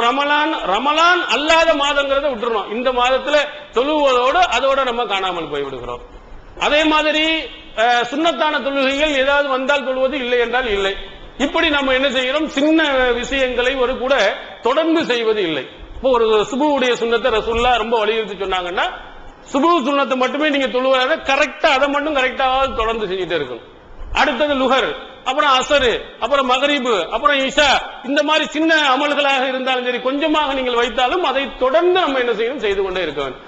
ரொம்ப கஷ்டமாவில் இருக்கும், ரொம்ப சிரமமாவில் இருக்கும் அப்படின்னு நம்ம நினைத்தோம் என்று சொன்னால் நன்மை நமக்கு இல்லாமல் போய்விடும். இது சிறுவர்களுடைய இந்த ஒரு மாணவர்கள் ஒரு நகைச்சுவையா சொல்லுவார்கள். ஒருத்தன் கேள்வி கேட்டிருக்கிறாரு ஆசிரியர், 3ஆம் உலகப் போர் நடந்தால் என்ன நடக்கும்? வேற என்ன இளவு நடக்கும்? அதையும் புத்தகத்தில் எழுதி வச்சிருப்பாங்க, அதையும் சேர்த்து படிக்கிற தொலைஞ்சு நடக்கணும் அப்படின்னா. 3ஆம் உலகப் போர் நடந்தா ஆயிரக்கணக்கான மக்கள் செத்து போவான்னு அவன் சிந்தனை வரல. இவ்வளவையும் சேர்த்து படிக்க வச்சிருவாங்க. இப்பவே மூட்டை மூட்டையா சுமக்க சொல்லிட்டாங்களே, அதையும் சேர்த்து வச்சிருவாங்களே. ஐயா, 3ஆம் உலகப் போர் நடக்கக்கூடாது. அவனுடைய சிந்தனை என்ன பாருங்கள் எப்படின்னு. இந்த மாதிரி அந்த பெருசு கஷ்டங்கள் தெரிகிறது. இங்க இருக்கக்கூடிய ஒரு சின்ன ஒரு கஷ்டம் பெருசாக தெரிகிறது. அப்போ நம்ம ரமலான் மாதத்துல இங்கே தொழுகைக்கு நம்ம வரக்கூடியவர்களுக்கு அல்லாஹ்வின் தூதர் அவர்கள் சொல்லுகிறார்கள், அல்லாஹ்வை ஏமாத்துறான்னு நினைச்சிடாதீங்க. இதான் ஒரு முக்கியமான பாயிண்ட். அதுல யாருடைய அமலும் சொர்க்கத்துக்கு கொண்டு போய் சேர்க்க முடியாது. இதை மட்டும் அல்லாஹ் அப்படி மெதுவா அப்படி ஒரு படம் காட்டிட்டு டக்குன்னு அதோட காணாம போயிடலாம் அப்படின்னு நினைச்சிடாத. அல்லாஹ் பாத்துக்கிட்டு தான் இருக்கா. நீ இஹ்லாஸோட வந்தியா, மன தூய்மையோட வந்தியா அப்படிங்கிற அல்லாஹ் கவனிச்சுக்கிட்டே தான் இருக்கிறான். அமல்கள் செய்கின்ற பொழுது அந்த அமல்களை தொடர்ச்சியா செய்யப்பாரு. அதை தொடர்ந்து செய். ரசூலுல்லாஹி ஸல்லல்லாஹு அலைஹி வஸல்லம் அவர்கள் எதை இருந்தாலும் சரி தொடர்ந்து செய்து இருப்பான். ரொம்ப முடியாமல் போகிறது, ரொம்ப வர முடியாமல் போகிறது, அந்த மாதிரி சொல்லி என்றாவது ஒரு நாள் இருந்தால் அது நன்று. ஏதோ ஒரு அல்லாஹ் தஆலா மன்னித்து விடுவான். எப்போதும் இந்த ஜும்மா நாளையும் நீங்கள் எடுத்துக்கொள்ளுங்க. ஜும்மா நாளையில இம்மா மெம்பர்ல ஏறும்போது எத்தனை பேர் இருக்கா? 2 சப்போர்ட் இருக்கிறது இல்ல. அப்புறம் அப்படியே கொஞ்சம் கொஞ்சம் கொஞ்சமா வந்து கரெக்டா 1:30 மணிக்கு முடிப்பாயா. எப்பன்னா பாபா சர் சர் சர் சர் குடுக்குன்னு கூட்டம் வந்து சல்ல நிறைஞ்சிருது. அப்ப என்னமோ அல்லாஹ்வை ஏமாத்துற மாதிரி தானே நடக்குது. நமக்கு தெரியாதா? அன்றைய காலத்துல மணியே இல்லாத காலத்துல டயத்துக்கு வந்தாங்களா இல்லையா? நமக்கு டைம் கரெக்டா தெரியுது. இத்தனை மணிக்கு தான் தொழுகை ஆரம்பம், பயான் இத்தனை மணிக்கு ஆரம்பம், இத்தனை மணிக்கு தான் முடியும் என்பதெல்லாம் நமக்கு தெரிகிறது. ஆனால் தெரிந்திருக்கக்கூடிய நாம் என்ன செய்வதில்லை, அதற்கு முயற்சிகள் செய்வதில்லை. அப்போ அல்லாஹ்வின் தூதர் அவர்கள் சொல்கிறார்கள், அல்லாஹ்க்கு ரொம்ப புரிந்தமா நம்ம கரெக்டா வரணும்னு ஆசைப்படு. என்னைக்காவது ஒரு நாள் இந்த ரமலானுடைய மாதத்துல ஃபஜர் தொழுகைக்கு நம்ம என்ன செய்வோம், சர்ற நிறைய ஒரு கூட்டம் வந்துருது, அல்ஹம்துலில்லாஹ். அது தப்புன்னு சொல்ல முடியாது. இது வந்து தொடர்ச்சியா வரணும். ஃபஜர் தொழுகையிலும் மற்ற தொழுகைகளுக்கும் என்ன செய்யணும், வரக்கூடிய நேரங்கள் பார்க்கணும், மற்ற நாட்களிலேயும் வருவதை பார்க்க வேண்டும். இந்த மன உறுதியை எடுத்துக்கணும். அல்லாஹ் இந்த ரமலான் மாதத்துல மட்டும் வந்து காட்டி விட்டு அல்லாஹ்வை ஏமாத்தி விடலாம் நீங்கள் என்ன செய்தார்கள், எண்ணி விடாதீர்கள். அல்லாஹ் தஆலா பார்த்து கொண்டு இருக்கிறார். ஆனால் தான் ரசூலுல்லாஹி ஸல்லல்லாஹு அலைஹி வஸல்லம் அவர்கள் சொல்லும் பொழுது வஸத்திது வகாரிபு, நீங்கள் என்ன செய்யுங்கள், நேர்மையாக நடந்து கொள்ளுங்கள். கவனமாக இது சரியான முறைதானா? ரமலான் மட்டும் ஏமாத்தலாமா? மற்ற நாள்ல கரெக்டா நம்ம தொழுவணுமா தொழக்கூடாதா என்பதை எல்லாம் ஏமாற்று பார்த்துக் கொள்ளுங்கள். இந்த ரமலான் மாதத்துல பாத்தீங்கன்னா கேபிள் டிவி கடன்னு கட் பண்ணிடுறாங்க. அல்ஹம்துலில்லாஹ், சந்தோஷப்பட வேண்டியதான். அது முடிஞ்சவன சவால் ஒண்ணு பிறகு திரும்பவும் வந்து சேர்ந்து திரும்பவும் நாடகத்துக்கு உள்ளே நாம போய்விட்டோம் என்று சொன்னால் நம்ம நேர்மை தவறி நடக்குகிறோம். இதெல்லாம் அல்லாஹ்வின் தூதர் அவர்கள் சேர்த்து நமக்கு என்ன செய்கிறார் சொல்லுகிறார்கள், நீ நேர்மையாக நடந்து கொள், அதே மாதிரி நடுநிலையோடு நடந்து கொள். உன்னை வந்து 24 மணி நேரமும் பள்ளியாசல்லையே வந்து கடக்க வேண்டும் என்று அல்லாஹ் கட்டளையிடல். பள்ளியாசல்லையே 24 மணி நேரம் இருக்க வேண்டும், இந்த பணியிலேயே நீ ஈடுபட்டு இருக்கணும், வேற எந்த பணியும் நீ செய்யக்கூடாது என்று அல்லாஹ் தஆலா எங்கேயும் சொல்லல. நீ என்ன செய்ய வேண்டும், ஒரு நடுநிலையோடு எவ்வளவு மார்க்கத்துக்காக செய்ய வேண்டுமோ அதே மாதிரி செய்யும் மினத் துஜ்லா வகுது வருஹு செய்யும் மினத் துஜ்லா. ரசூலுல்லாஹி ஸல்லல்லாஹு அலைஹி வஸல்லம் தொடர்ச்சியிலேயே சொல்லுகிறார்கள், கொஞ்ச நேரமாவது காலை மாலை இரவு நேரங்களில் மார்க்கத்திற்காக நல்ல பணிகளுக்காக நீ செலவிடு. கொஞ்சம் கொஞ்சமாவது மார்க்கத்துக்கு ஏதாவது வாரத்துக்கு ஒரு தடவை வருவேன், வருஷத்துக்கு 2 தடவை தான் வருவேன், அது ரமலான் மாதத்துல வருவேன் என்று இல்லாமல் தினமும் கொஞ்சம் நேரமாவது நற்பணிகளுக்கு, அல்லாஹ் சொல்லக்கூடிய அந்த நல்ல பணிகளுக்கு நீங்கள் செலவழிக்க வேண்டும். இன்று கூட கேட்டார்கள், என்ன கஞ்சி ஊத்துறதுக்கு ஆளை காணா, நீங்க தான் போன வருஷம் ஓடுனீங்க. அவர் இல்லையா, நாங்கள்லாம் இல்ல, இன்னொரு ஒரு சகோதரன் அவர் ஓடுறாரு. ஒரு நல்ல பணிகள் இருக்கும் பொழுது நம்மளாக இதான் கரசேவை என்பது. அவன் சொன்ன கரசேவை வேறு, அல்லாஹ்வின் தூதர் அவர்கள் சொல்லி இருக்கக்கூடிய கரசேவை என்று சொன்னால் இறை இல்லங்களுக்கு நாம முன் வந்து இந்த பள்ளிகளுக்குள்ள வேலைகளை செய்வது. இந்த பள்ளியாசல வந்து கூட்டுறது யாரும் கேட்க வேண்டியதில்லை. சுத்தம் இல்லையா, விளக்கமாறு எடுக்க படபடம்னு சுத்தம் வேண்டியது. அதே மாதிரி மலஜல கழிவு சுத்தம் இல்லையா, நம்ம கழுவுவது. கஞ்சி ஊத்துறதுக்கு ஆள் இல்லையா, சட்டிக்கு ஒழுங்குள்ளாம கிடக்குதா, தூய்மை பண்ணுவதற்கு நாம வருவது. இதைத்தான் அல்லாஹ்வின் தூதர் அவர்கள் முன்வந்து செய்யக்கூடிய ஒரு நல்ல செயல்கள் நிறைய சொல்லியிருக்காங்க. இதே மாதிரி இறை இல்லங்கள் அல்லாஹ்வுடைய பள்ளியாசல்கள். இந்த பள்ளியாசல்கள் வந்து அல்லாஹ்வுக்கு உரித்தானது, வேற யாருக்கும் சொந்தமானது இல்லை. இந்த பள்ளியாசல்களை நம்ம சுத்தமா வைப்பதும், அங்கு பள்ளியாசலுக்கு வரக்கூடியவர்களுக்கு நல்ல பணிகளை செய்வதும், அவர்களுக்காக நாம் உதவுவதும் இறைவனுக்கு நாம் செய்யக்கூடிய பணிகள் ஒரு முக்கியமான பணியாக கருதப்படுகிறது. அதனால நம்ம இந்த பள்ளியாசலுக்கு நம்ம வந்து ஒவ்வொரு ஆளா கூப்பிட்டு மைக்கு போட்டு நீங்க இந்த வேலையை செய்றீங்களா, ஹலோ நீங்க ஒட்டடை அடிப்பீங்களா, நீங்க கூட்ட வருவீங்களா, காலையில வந்து நிப்பீங்களா, இப்படின்னு கேட்க கூடாது. நம்மளா வந்து நான் இந்த பணியை நான் செய்கிறேன், இதற்குரிய வேலைகளை நான் செய்கிறேன், அல்லது அதுக்கு நான் பொறுப்பேற்று 2 பேருக்கு நான் ஆள் அனுப்பி அதை செய்ய வைக்கிறேன் அப்படின்னு என்ன செய்ய வேண்டும், நாம் செய்ய வேண்டும். ஒரு நாளைக்கு காலை மாலை இரவு நேரங்களில் நல் பணிகளுக்காக வேண்டி கொஞ்சமாவது நம்ம செலவிட வேண்டும். ஆனால் நாம் மற்ற பணிகளுக்கு கரெக்டா என்ன செய்கிறோம், இப்போ பயானுக்கு கூப்பிடுகிறோம், தொழுகைக்கு கூப்பிட்டோம்னா என்ன சொல்வாரு, கரெக்டா அங்க கடை இருக்குங்க, கடையை அடைக்க போகணும், அதே மாதிரி அந்த பொருளை வாங்க போகணும், அவர்கிட்ட வசூல் பண்ண போக வேண்டும் அப்படின்னு என்ன செய்யணும், வியாபாரத்துக்குள்ள எல்லா அளவுகளையும் கரெக்டா சொல்லிடும். ஆனால் இந்த மார்க்கத்துக்காக வேண்டி என்னைக்காவது அந்த கடைக்காரன் இன்னைக்கு பயான் இருக்குங்க, அதனால இன்னைக்கு கடை நான் திறக்க மாட்டேன் அப்படின்னு நம்ம யாராவது சொல்லியிருக்கோமா? ஏதாவது நமக்கு சொல்லி இருக்கிறோமா? நல்ல ஒரு ஜும்மா ஒரு பயானுக்கு சீக்கிரம் போக வேண்டும், அதனால நான் 12 மணிக்கெல்லாம் கடை அடைச்சிருவேன், இங்க ஒரு ஆர்ப்பாட்டம் நடக்கிறது, எனவே இந்த கடை நான் இருக்க மாட்டேன், இருந்தாலும் நம்ம ஆர்ப்பாட்டம் நடக்கக்கூடிய இடங்கள்ல நல்ல பணிகளுக்கு சொல்லிடுவோம், அங்க வேலை இருக்குது அதனால. ஆனா இதுக்கு வர்றது இல்லை. ஆனா அல்லாஹு தஆலா என்ன சொல்லுகிறான்? யா அய்யுஹல்லதீன ஆமனூ ஹல் அதுல்லுக்கும் அலா திஜாரத்தின் துன்ஜீக்கும் மின் அதாபின் அலீம். உங்க கடுமையான வேதனையை விட்டு உங்களை காப்பாற்றக்கூடிய ஒரு வியாபாரத்தை உங்களுக்கு நான் சொல்லட்டுமான்னு கேட்கிறேன். இதுவும் ஒரு வியாபாரம் தான். இதுக்கு நீங்க முதலீடு பண்ணுகிறீர்கள், உங்களுடைய நேரத்தை முதலீடு பண்ணுகிறீர்கள், உங்களுடைய உழைப்பை முதலீடு பண்ணுகிறீர்கள், மார்க்கத்துக்காக உங்க பணத்தை கூட முதலீடு பண்ணுகிறீர்கள். இதுவும் ஒரு வியாபாரம் தான். இந்த வியாபாரம் மறுமையில கடும் வேதனையை விட்டு உங்களை காப்பாற்றக்கூடிய ஒரு அற்புதமான ஒரு வியாபாரம். தூமினூன பில்லாஹ், அல்லாஹ்வை நம்புதல், வ ரசூலிஹி, அவருடைய தூதரை நம்புதல், வ துஜாஹிதூன பி அம்வாலிக்கும் அன்ஃபுசிக்கும், உங்களுடைய உயிராலும் உங்களுடைய செல்வத்தாலும் நீங்கள் அறப்போராட்டத்தில் ஈடுபட வேண்டும். பணத்தையும் கொடுக்கணும், உங்க நேரத்தையும் கொடுக்க வேண்டும், உங்க உயிரையும் கொடுக்க வேண்டும். இது மறுமையில் உங்களை என்ன செய்ய வேண்டும்? ஒரு பயங்கர வேதனையிலிருந்து உங்களை காப்பாற்றும் என்று அல்லாஹு தஆலா அந்த வசனத்தில் நமக்கு சொல்லுகிறார். நம்ம அப்படி நினைத்து பார்க்கிறோமா? இந்த காலையிலோ மாலையிலோ இரவிலோ இந்த வியாபாரத்துக்காக வேண்டி ஒரு நேரத்தை நாம் கொடுக்கிறோமா? வியாபாரத்துக்கு நேரத்தை ஒதுக்குறோம். வியாபாரத்துக்காக வேண்டி எவ்வளவு விதமான இதையெல்லாம் விரும்புகிறோம். அந்த கடையில் நல்லா இருக்குமா, இந்த ஊர்ல கொள்முதல் பண்ணலாமா, அங்க போய் கொள்முதல் பண்ணலாமா, எவ்வளவு இருந்தா நன்றா இருக்கும், எப்படி டெக்கரேஷன் பண்ணலாம், எந்த இடத்தை நாம் வாடகைக்கு எடுக்கலாம், எவ்வளவு பேர் வருவார்கள் என்றெல்லாம் கணக்கு பார்க்கக்கூடிய நாம் மறுமைக்காக ஆகிரத்திற்காக வேண்டி இந்த வியாபாரத்துக்கு என்னென்னவெல்லாம் செய்திருக்கிறோம், எவ்வளவு பணத்தை செலவழித்திருக்கிறோம். எந்த பெண் கணக்கிட்டு பார்த்திருக்கிறார், எந்த ஒரு ஆண் கணக்கிட்டு பார்த்திருக்கிறார்கள். அல்லாஹ்வுக்காக மறுமைக்காக வேண்டி நம்ம எவ்வளவு பொருளாதாரத்தை செலவழிச்சோம், எவ்வளவு நேரத்தை செலவழித்திருக்கிறோம், இதற்காக வேண்டி எவ்வளவு முக்கியத்துவத்தை கொடுத்திருக்கிறோம். இல்ல, அதனால்தான் அல்லாஹ்வின் தூதர் அவர்கள் சொல்லுகிறார்கள், கொஞ்ச நேரமாவது காலை மாலை இரவுல இருந்து கொஞ்ச நேரமாவது தொழுகை கொஞ்ச நேரம் ஒதுக்கு, நல்ல பணிகளுக்கு கொஞ்ச நேரம் நீ ஒதுக்கு. இதெல்லாம் இருக்கும் என்று சொன்னால் தப்லுகு, நீ லட்சியத்தை நீ அடைந்து விடுவாய். அல்லாஹ்வின் தூதர் அவர்கள் அந்த செய்தியின் இறுதியிலே நமக்கு சொல்லுகிறார்கள். இந்த மாதிரி நடக்கின்ற பொழுது எப்படி நல்ல அமல்களையும் செய்து அந்த நல்ல அமல்களுக்கும் கொஞ்சம் நேரத்தை ஒதுக்கி நல்லறங்களுக்காக வேண்டி அதிகமான நன்மைகளை ஈட்டுவதற்காகவும் கொஞ்சம் பொருளாதாரத்தை நீ செலவழித்து நீ போவாய் என்று சொன்னால் கண்டிப்பாக நீ மறுமையில் வெற்றி அடைவாய் என்று அல்லாஹ்வின் தூதர் அவர்கள் அங்கே சொல்லுகிறார்கள். அடுத்ததாக இன்னொரு ஒரு செய்தியை ரசூலுல்லாஹி ஸல்லல்லாஹு அலைஹி வஸல்லம் நமக்கு சொல்லுகிறார்கள். நிறைய பேர்களுக்கு கஷ்டம் வருகிறது, நிறைய சிரமங்கள் வருகிறது. அப்ப நினைக்கிறான் செத்து தொலையலாமே அப்படின்னு நினைக்கிறது உண்டு. ஏண்டா நமக்கு மரணம் வராதா அப்படின்னு நினைப்பவர்கள் உண்டு. அல்லாஹ்வின் தூதர் அவர்கள் அந்த செய்தியினுடைய இறுதியிலே சொல்லுகிறார்கள், வலாயத்த மன்ன என்ன அஹதுக்குமுல் மௌத், உங்களை யாரும் மரணத்தை நீங்க விரும்பாதீங்க, சீக்கிரம் எனக்கு மரணம் வர வேண்டும்னு ஆசைப்படாதீர்கள். அதற்கு ரெண்டு விஷயத்தை அல்லாஹ்வின் தூதர் விளக்கமா சொல்றாங்க. நீங்கள் நல்லவராக இருக்கலாம் அல்லது கெட்டவராக இருக்கலாம்.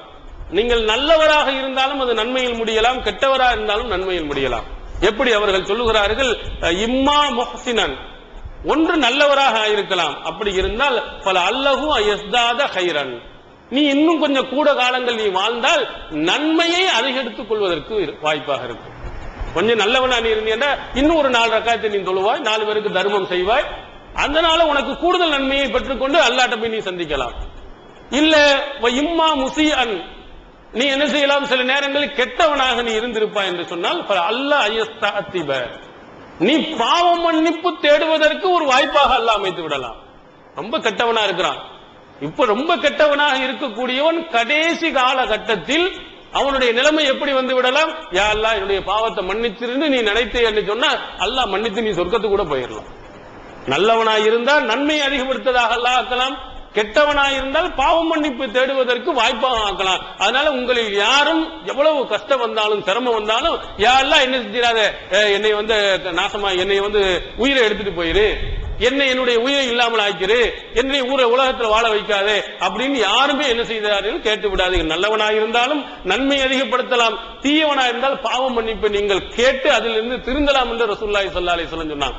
ரசூல் ஸல்லல்லாஹு அலைஹி வஸல்லம் காலத்தில் நடந்த பல சம்பவங்கள் கடைசி கட்ட சிலர்கள் அல்லாஹ்வின் தூதர் அவர்கள் அல்லாஹ் சொல்றாங்க, சிலர் அப்படியே போயிட்டே இருப்பான், நரகத்தினுடைய விளிம்பு வரையில போயிடுவான், அவ்வளவு பாவம் செய்வான், கடைசியில் அவன் திருந்தி சொர்க்கத்துக்கு போயிடுவான். ஒரு அடுத்த அடி வச்சா அவ்வளவுதான், அடுத்த அடி வைத்தான் என்று சொன்னா நரகத்துக்கு போயிருப்பான்.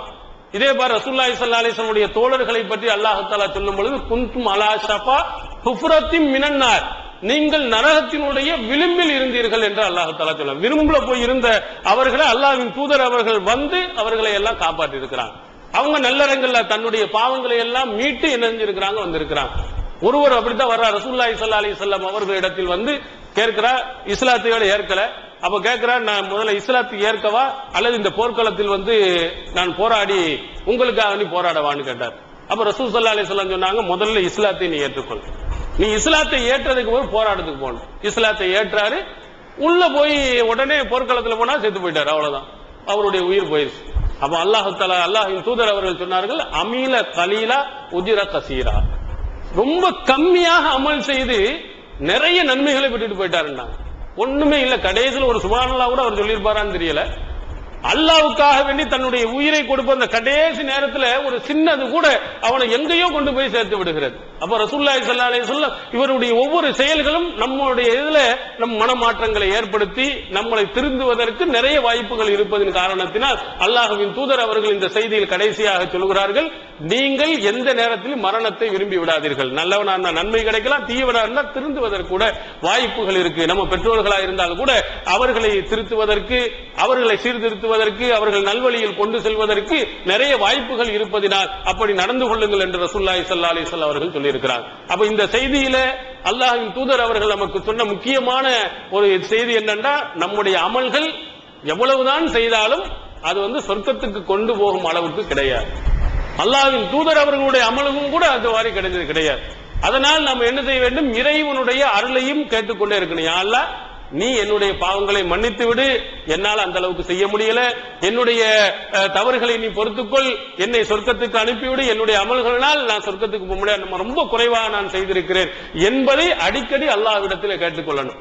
அடுத்ததாக வந்து நாம் நம்முடைய அமல்கள்ல ரொம்ப அளவுக்கு அதிகமாகவும் செய்ய வேண்டியதில்லை, ரொம்பவும் கம்மியாகவும் ஆக்கிறாமல் நடுநிலையோடு நம்மளால் முடிந்த அளவிற்கு நிரந்தரமாக இந்த ரமலான் மாதத்துல மட்டும் வைத்துக் கொண்டு நம்ம என்ன செஞ்சிடக்கூடாது, அமல்களை விட்டுவிடாமல் இதுல வந்து ஒரு ஸ்ட்ராங்கான ஒரு உறுதியான ஒரு முடிவை எடுத்து இன்னும் வரக்கூடிய ஒவ்வொரு காலகட்டத்திலேயும் வரக்கூடிய நாட்களிலேயும் இதை போன்ற அமல்களை நான் தொடர்ந்து ஒவ்வொன்றாக நான் செய்து கொண்டு வருவேன். நம்மளும் செய்யணும், நம்ம குடும்பத்தில் உள்ளவர்கள் செய்ய வைக்கணும், நம்முடைய பிள்ளைகளையும் என்ன செய்யணும். இந்த மாதிரி தொழுகையில மற்ற விஷயங்கள் ஆர்வத்தை காட்டணும். எப்படி இவ்வளவு கூட்டமாக நாம் இந்த நாளைக்கு வந்திருக்கிறோமோ அதை போன்று மற்ற ஐவேளை தொழுகையிலையும் நாம் வருகின்ற அடிப்படையில் நம்முடைய அமல்களை நிரந்தரமாக செய்வதற்கு நாம் முயற்சி செய்ய வேண்டும். எல்லாம் அல்ல அல்லாஹ் தஆலா அப்படிப்பட்ட ரசூலுல்லாஹி ஸல்லல்லாஹு அலைஹி வஸல்லம் அவருடைய ஒரு தன்னடக்கத்தையும், அவர்கள்ட்ட இருந்த அந்த அமலுடைய ஆர்வத்தையும், அவர்களிடத்திலிருந்த அந்த பொறுமையையும் அல்லாஹ் தஆலா நாம் அனைவருக்கும் தந்தல்வானாக.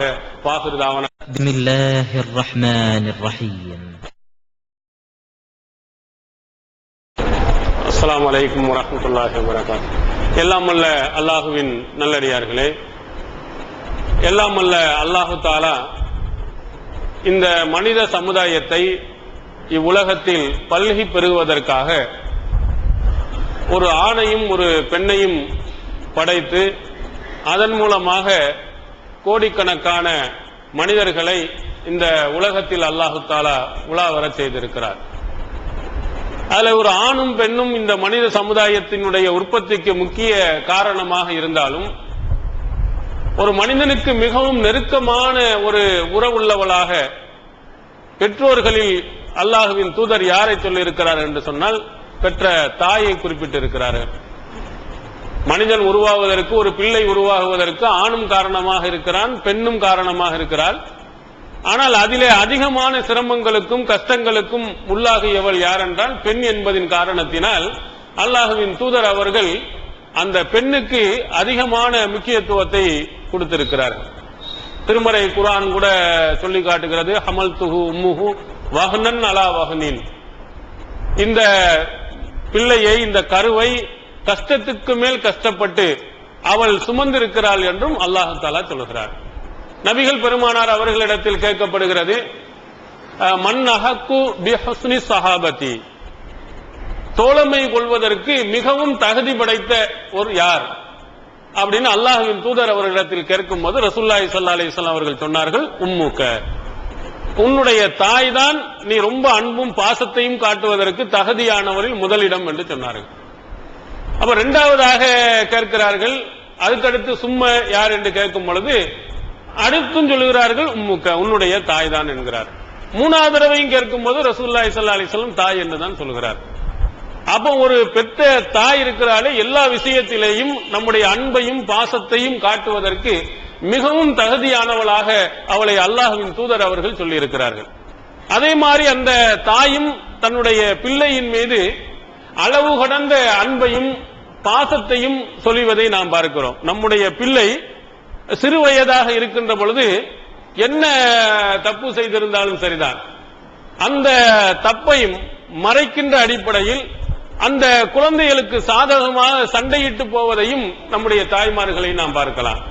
சில நேரத்தில் தந்தை கூட என்னடா ஒரே படிக்க மாட்டேங்கிற, அது செய்ய மாட்டேங்கிற, ஒழுங்கா ஒரு வேலை செய்ய மாட்டேங்கிறன்னு தந்தை சொன்னால், உங்களுக்கு இதே வேலை தான், என் பிள்ளைய ஒரே கரிஞ்சு கொட்டுக்கிட்டே போது இருக்கிறதா அவங்க வேலை அப்படின்னு சொல்லிட்டு தாய் என்ன செய்வாள், தன்னுடைய பிள்ளைக்காக வேண்டி ரொம்ப வரிந்து கட்டி கொண்டு போவதை பார்க்கிறோம்.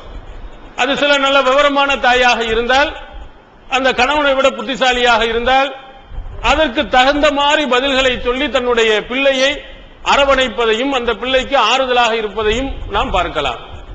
ஒரு தடவை அவருடைய தந்தை தன்னுடைய பிள்ளை நல்ல விவரமானவனா இருக்கிறானா இல்லையா அப்படிங்கிறதுக்காக வேண்டி சில கேள்விகளை கேட்பதுண்டு. அப்ப அந்த தாய் எப்படி இருக்கிறான்னு பாருங்க. நம்ம கேள்வி கேட்போம், ஒரு நல்ல விவரமான ஆளாண்டு. ஒரு சட்டை துணியை காய போட்டோம்னா 5 நிமிஷம். ஒரு 3 சட்டையை காய போறதுக்கு எவ்வளவு நேரம் ஆகும்? 3 சட்டையை காய போறதுக்கு ஒரு சட்டைக்கு 5 நிமிஷம்டா, 15 நிமிஷம். எவ்வளவு தெளிவா இருக்கிறாரு பாத்தீங்களா? ஏன்னா 3 சட்டையை காய போறதுக்கு எவ்வளவு நேரம் ஆகும்? 15 நிமிஷம். வரிசையா கொடியில 3ஐயும் ஒரே நேரத்தில் போட்டா எவ்வளவு நேரம் ஆகும்?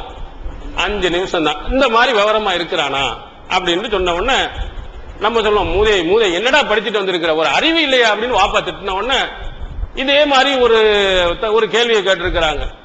ஒரு ஆட்டுக்கு 4 காலு, அந்த 4 காலு ஒரு 4 வருஷம் கழிச்சதுக்கு பிறகு எத்தனை காலு அந்த ஆட்டுக்கு இருக்கும் அப்படின்னா அவன் பெருக்கல் பாய்க்க 4 × 4 16 கால் வைப்பான். கிறுக்க உன்னைய போய் பாரு, நீ என்னடா படிச்சுட்டு வந்த, என்னடா சொல்லி கொடுக்குறாங்க அப்படின்னு சொல்லி திட்டின உடனே உம்மா அவன் ஒழுங்கா தான் சொல்லியிருக்கான், உங்களுக்கு தான் மண்டையில ஒண்ணு இல்ல, என் பிள்ளை எவ்வளவு கரெக்டா சொல்லியிருக்கான். எப்படி சொன்னா, 16 × கால் எவ்வளவு? 4 தானே. காலால பெருக்கினா எவ்வளவுங்க வரும்? 16 கால் 4 தானே.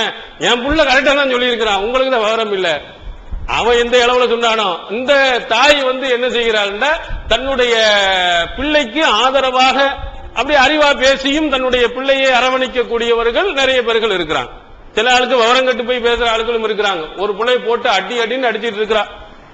போட்டு பக்கத்து வீட்டுல அம்மா ஏமா அந்த பிள்ளைய போட்டு இப்படி அடிக்கிறா, இந்த பிள்ளைக்கு என்னடா சூரியன் எது சந்திரன் எதுன்னு கேட்டா எதுவுமே தெரிய மாட்டேங்குது அப்படின்னு சொன்ன உடனே அந்த தாய் சொல்லி இருக்கா, முதல்ல கண்ணாடியை போடு, ஏன் வீட்டு பிள்ளைய நீ அடிச்சுக்கிற, உன் பிள்ளைய உனக்கு தெரியல, யாருன்னு தெரியாம போட்டுட்டு அடிச்சுட்டு இருக்கிற, சூரியன் சந்திரன் தெரியல, அடுத்த வீட்டு பிள்ளைய போட்டு அடிச்சுக்கிட்டு இருந்துட்டு அது தெரியல இது தெரியல. இப்படி சில தாய்கள் பெற்றோர்களுக்கு விவரம் கட்ட ஆட்கள் நிறைய பேர் இருக்கிறாங்க.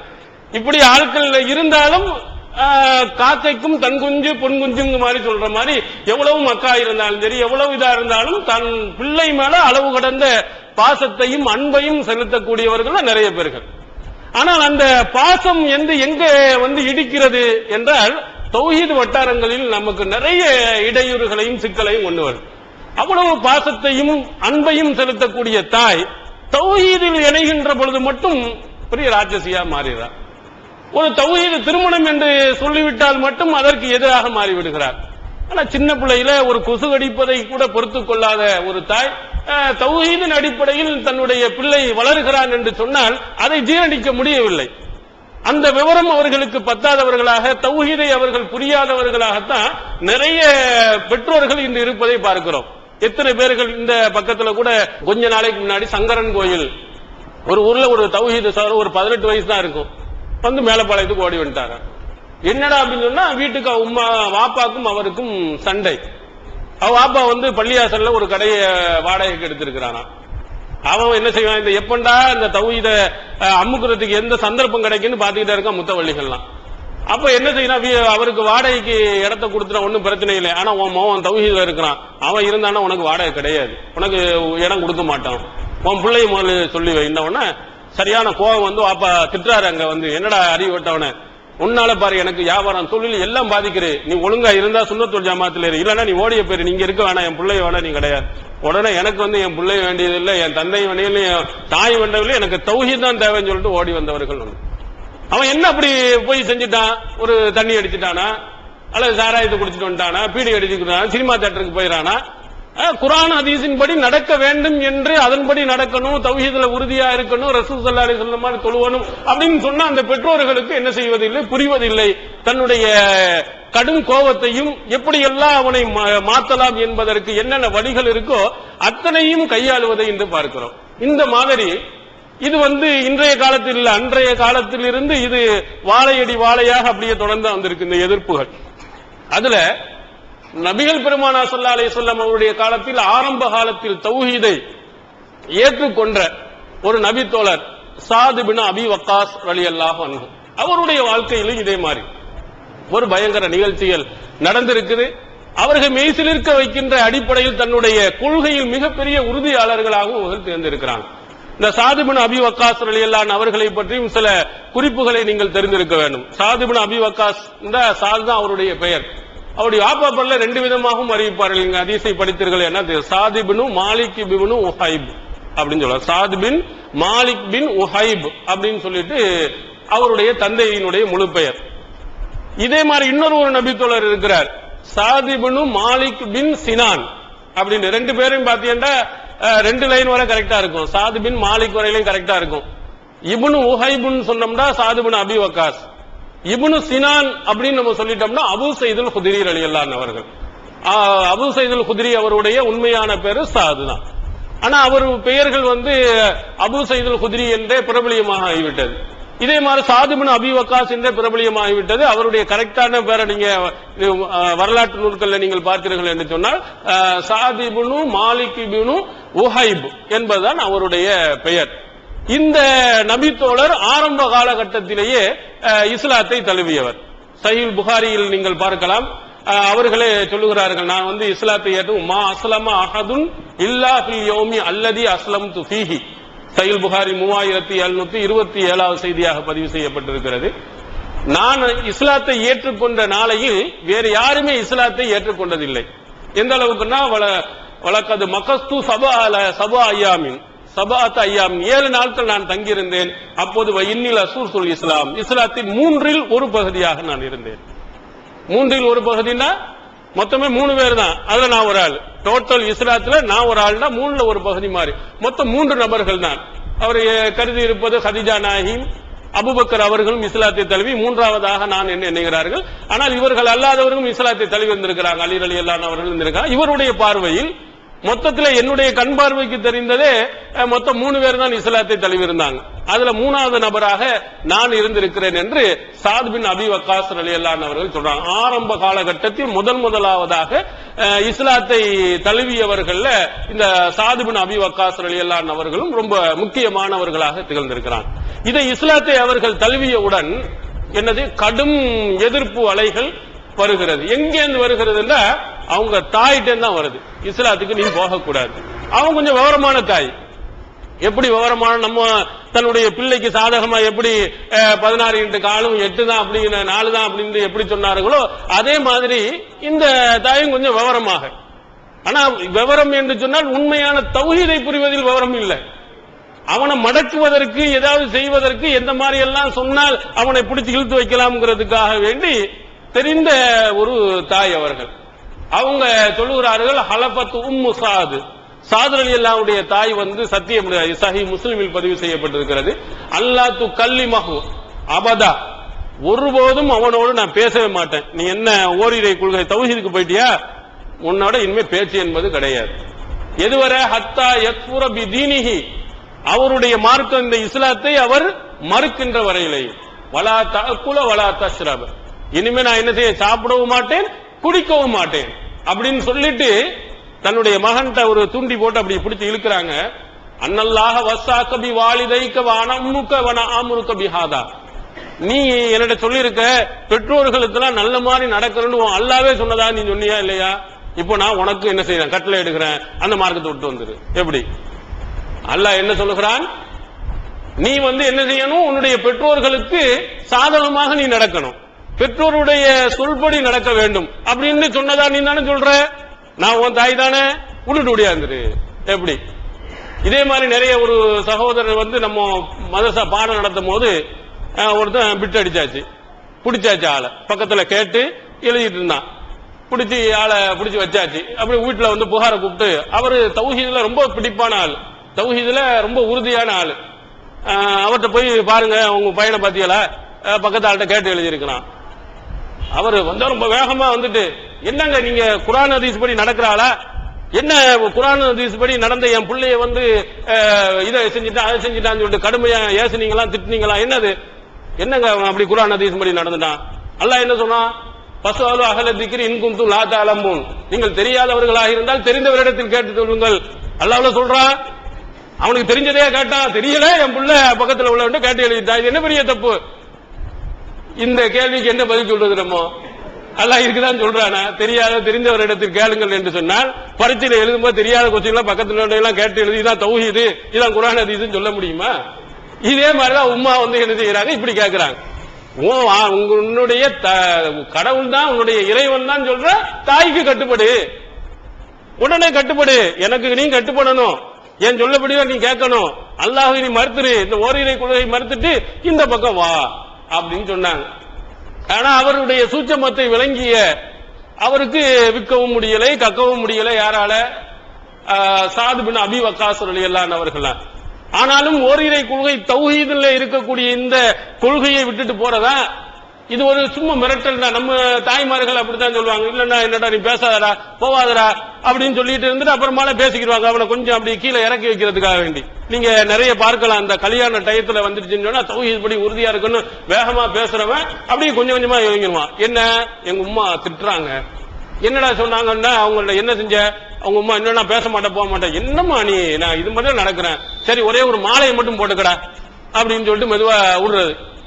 அது மட்டும் வேற எதுவும் நீ சொல்லக்கூடாதுமா, அது மாலையை மட்டும் நான் போட்டுக்கிறேன், ஏன் அத்தர்லாம் நீ பூசுறது இல்லையா, அதே மாதிரி தானே இந்த மாலையும் அது ஒரு வாசனை திரவியம் தானே அப்படின்னு சொல்லிட்டு என்ன செய்யணும், டெய்லிய மாலையை போட்டுட்டு போனா காரித்து போக மாட்டேன், டெய்லி தான் அத்தர் பூசிட்டு போறேன், அதனால டெய்லியும் மாலையை போட்டுட்டு நான் நறுமணத்தோட வருகிறேன்னு சொன்னா ஏத்துக்குருவானா? இல்ல, இது கல்யாணத்துக்குன்னு போறதுன்னு தெரியுது, இருந்தாலும் இப்படி சொன்ன உடனே சரி அப்படின்னு சொல்லிட்டு அப்புறம் மாலையை போடுறது. அப்புறம் கொஞ்சம் கீழே இறங்கினா பையன் இறங்கிட்டான், அவன் என்ன சரி ஒரு சின்ன ஒரு ஃபாத்திஹா மட்டும் ஓதிக்கிருவோம் ஆலிம் சாவர், என்ன நீங்க எப்படி சொன்னீங்க, நீ தான் அந்த பக்கம் திரும்பிக்கிறா ஆலிம் சாவர் பாட்டு ஓதிட்டு போட்டு, இப்படியே சொல்லி எல்லாத்தையும் கொண்டு இறக்கிறது, எல்லா விதத்தி சிறுக்கு எல்லாம் கொண்டு மொத்தத்திலேயே இறக்கி அப்புறம் கடைசியில தர்கா எல்லாம் சுத்தி கொண்டு இறக்கிறாங்க. அப்ப தாய் என்ன செய்யறது, இப்படி ஒரு மிரட்டல் விடுறது, நான் செத்துருவேன், நான் போயிருவேன், நான் ஊரை விட்டு ஓடிடுவேன், என்ன அப்படி இப்படின்னு சொன்ன உடனே அதிர்ந்து போயிடுறான்.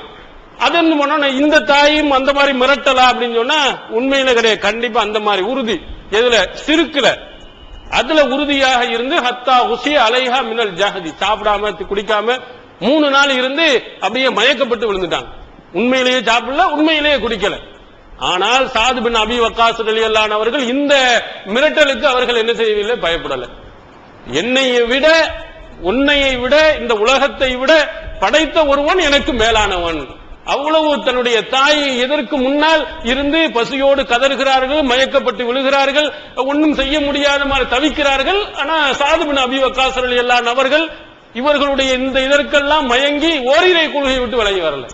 நீ என்னத்தை மயங்கினாலும் உண்மையான கொள்கையை விட்டு நான் வரமாட்டேன், உனக்கு என்ன நன் உலக விஷயத்துல என்ன செய்யணும் நான் செய்யறேன், அதுல பிரச்சனை இல்ல அப்படின்னு கடைசி வரையிலையும் அப்படி இருந்தாங்க. மயக்கப்பட்டு விழுந்த உடனே இன்னொரு பிள்ளை உமாராண்டு ஒரு பிள்ளை இருந்துச்சு, அந்த பையன் என்ன செஞ்சாரு, போய் அவருக்கு தண்ணியை குடித்து அந்த தாய்க்கு எல்லாம் ஏமா இது பண்ண உடனே ததுவாலா சாது 3 நாள் வரையிலையும் நான் சாப்பிடாம திங்காம உளுந்து மயக்கப்பட்டு இருக்கோம், நாசமா போ இப்படியா இருக்கிற அப்படின்னு என்ன சாதனையிலான சபித்தும் இருக்கிறாங்க. அவங்க நாசமா போ, நீ விளங்காம போ இப்படின்னு சொல்லிட்டு கடுமையான முறையில் சாபத்தையும் விட்டார்கள்.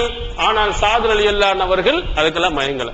அப்ப தாயை ஒரு அவமதித்த ஒரு குற்றத்துக்கு ஆளாகுவோமா என்று கேட்கும் பொழுதுதான் அல்லாஹ் தஆலா வஸைனல் இன்சான பிவாலிதைஹி ஹுஸ்னா என்று சொல்லக்கூடிய வசனத்தை அல்லாஹ் இருக்கு. வைன் ஜாஹதாக்க அலா அன் துஷ்ரிக பி மா லைஸ லக பிஹி இல்முன் ஃபலா துத்இமா, உன்னுடைய பெற்றோர்கள் உன்னை சிறுக்கு வைக்குமாறு உனக்கு கட்டளையிட்டால் நீ கட்டுப்படாதே.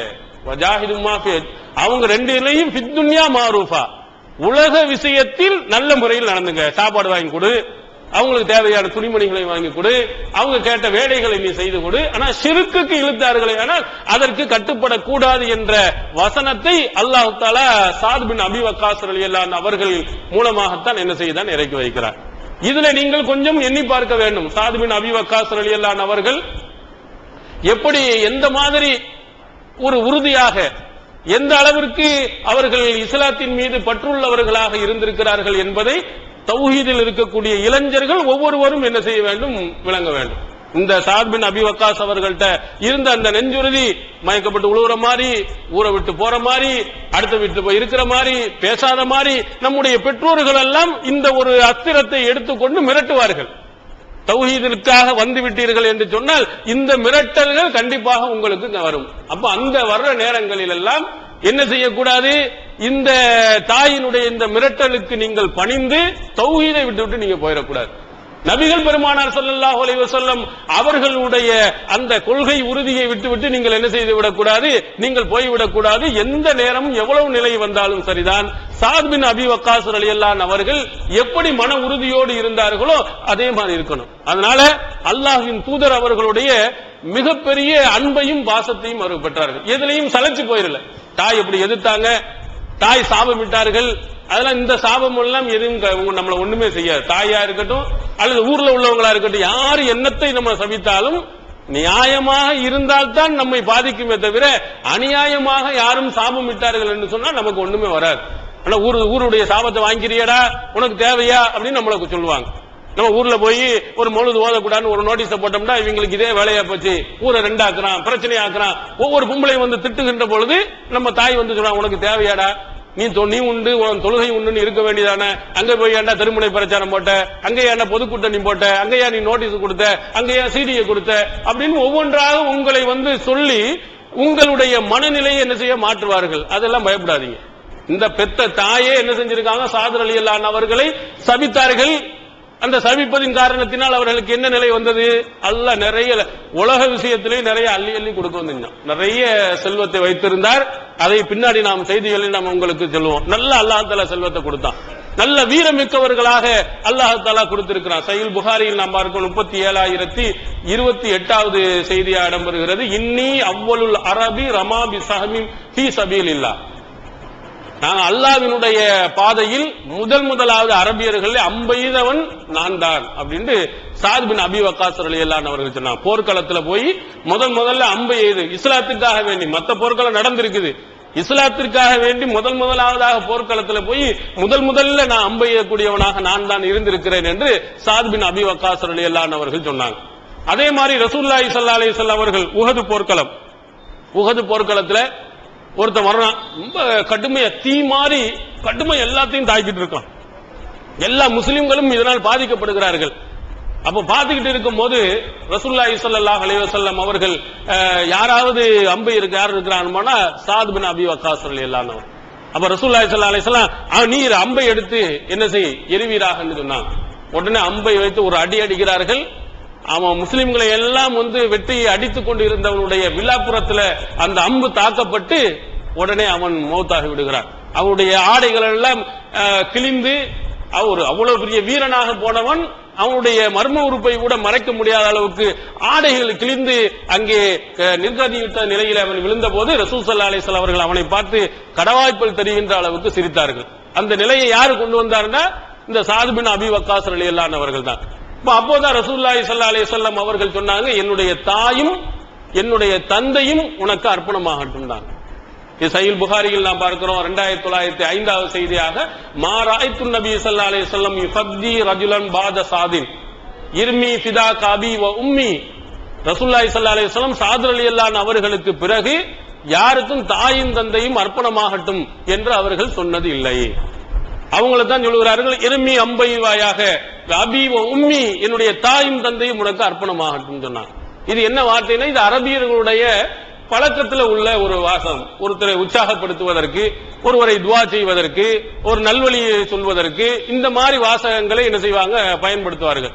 நம்முடைய ஊருடைய பழக்கத்திலேயும் தமிழ்ல பழக்கத்தில் நிறைய இதே மாதிரி வெவ்வேறு வாசகங்களை திட்டுவதற்கு சொல்லுவாங்க. கொள்ளையில போவ, பேதியில போவ, கழிச்சல்ல போவ, எல்லாமே என்னது ஒரே அர்த்தம் தான். பேதியில போறதும் கழிச்சல்ல போறதுன்னா கழிச்சுக்கிட்டே போறது, அதே மாதிரி கொள்ளையில போவா கொள்ளையில போயிட்டே, இப்படி ஒரு இந்த வார்த்தைகள் எல்லாம் திட்டுறதுக்குன்னே நம்ம ஆளுக்கு என்ன செஞ்சிருக்கிறாங்க, பயன்படுத்திட்டு இருக்கிறாங்க. சில வார்த்தைகள் எதிரும் முதிருமான வார்த்தைகளும் பயன்படுத்துவாங்க. வெளியே போகும்போது அம்மா வர்றமா அப்படின்னு சொல்லிட்டு போவோம், வர்றேன்னு சொல்லிட்டு வெளியே போவான். அப்படிதான் நம்ம சொல்றோம்.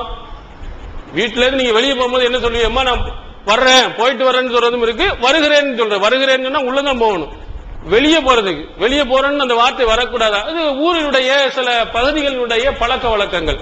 அதே மாதிரி ரசூலுல்லாஹி ஸல்லல்லாஹு அலைஹி வஸல்லம் அவர்களுடைய அரபியருடைய பழக்க வழக்கங்கள்ல தாயும் தந்தையும் அர்ப்பணமாகட்டும் அப்படின்னு ஒரு நல்வாழ்த்துகளுக்கு சொல்லுவாங்க. சில நேரத்தில் திட்டுவதற்கு அவ உன்னுடைய மூக்கு மண்ணை கவட்டும், ரஹிம அன்ஃபுன், அவனுடைய மூக்கு மண்ணை கவட்டும் திட்டுவதற்கு. எவனுடைய பெற்றோர்கள் வயோதிகத்தை அடைந்து அவர்கள் மூலமாக எவன் சொர்க்கத்துக்கு போகவில்லையோ அவனுடைய மூக்கு மண்ணை கவட்டும் திட்டுவதற்கு இந்த மாதிரி ஒரு வார்த்தைகள்ல நபிகள் பெருமானார் ஸல்லல்லாஹு அலைஹி வஸல்லம் தன்னுடைய தாயையும் தன்னுடைய தந்தையையும் அவர்கள் சொன்ன ஒரு சிறப்பித்து சொன்ன ஒரு வாசம் சாதர் ரலியல்லாஹு அன்ஹு அவர்களுக்கு மட்டும்தான். வேற யாருக்கு அதற்கு பிறகு அல்லாஹ்வின் தூதர் அவர்கள் சொன்னதே இல்லை என்று அலி ரலியல்லாஹு அன்ஹு அவர்கள் சொல்லுகிறார். அதே மாதிரி ஓது போர்க்களங்கள் நடந்து கொண்டிருக்கின்ற போது ஜிப்ரீல் அலைஹிஸ்ஸலாம் அவர்களையும் அதே போன்று மீகாயில் அலைஹிஸ்ஸலாம் அவர்களையும் அங்கே பார்த்து வந்த ஒரு பாக்கியத்தையும் சாத் பின் அபி வக்காஸ் ரலியல்லாஹு அன்ஹு அவர்களுக்கு அல்லாஹ் தஆலா கொடுத்திருக்கிறான். அவன் உண்மையான தோற்றத்தில் மனித தோற்றத்தில். சஹீஹ் முஸ்லிமில் நாம் பார்க்கிறோம், அவங்க தான் ரஅய்து அன் யமீன் ரசூலுல்லாஹி ஸல்லல்லாஹு அலைஹி வஸல்லம் வ அன் ஷிமாலிஹி யௌம் உஹத், உஹதுடைய போர்க்களத்தில் ரசூல் ஸல்லல்லாஹு அலைஹி வஸல்லம் உடைய வலதுபுறத்திலேயும் இடதுபுறத்திலேயும் ரஜுலைனி, ரெண்டு மனிதர்கள், அலைஹிமா சியாபு பயால், ரொம்ப வெண்மையான ஆடைகளை அவர்கள் அணிந்திருந்தார்கள். மா ரஅய்துஹுமா கபுலு வலா பாத், இதற்கு முன்னாலும் அவர்களை நான் பார்த்ததில்லை, அதற்கு பிறகும் நான் அவர்களை பார்த்ததில்லை. ஏனி ஜிப்ரீல் வ மீகாயில் அலைஹிஸ்ஸலாம், ஜிப்ரீல் அலைஹிஸ்ஸலாமையும் மீகாயில் அலைஹிஸ்ஸலாம் அவர்களையும் என்ன செய்கிறார்கள், பார்க்கக்கூடியவர்களாக அல்லாஹ் தஆலா அப்படிப்பட்ட ஒரு பாக்கியத்தையும் சாத் பின் அபி வக்காஸ் ரலியல்லாஹு அன்ஹு அவர்களுக்கு கொடுத்தாங்க.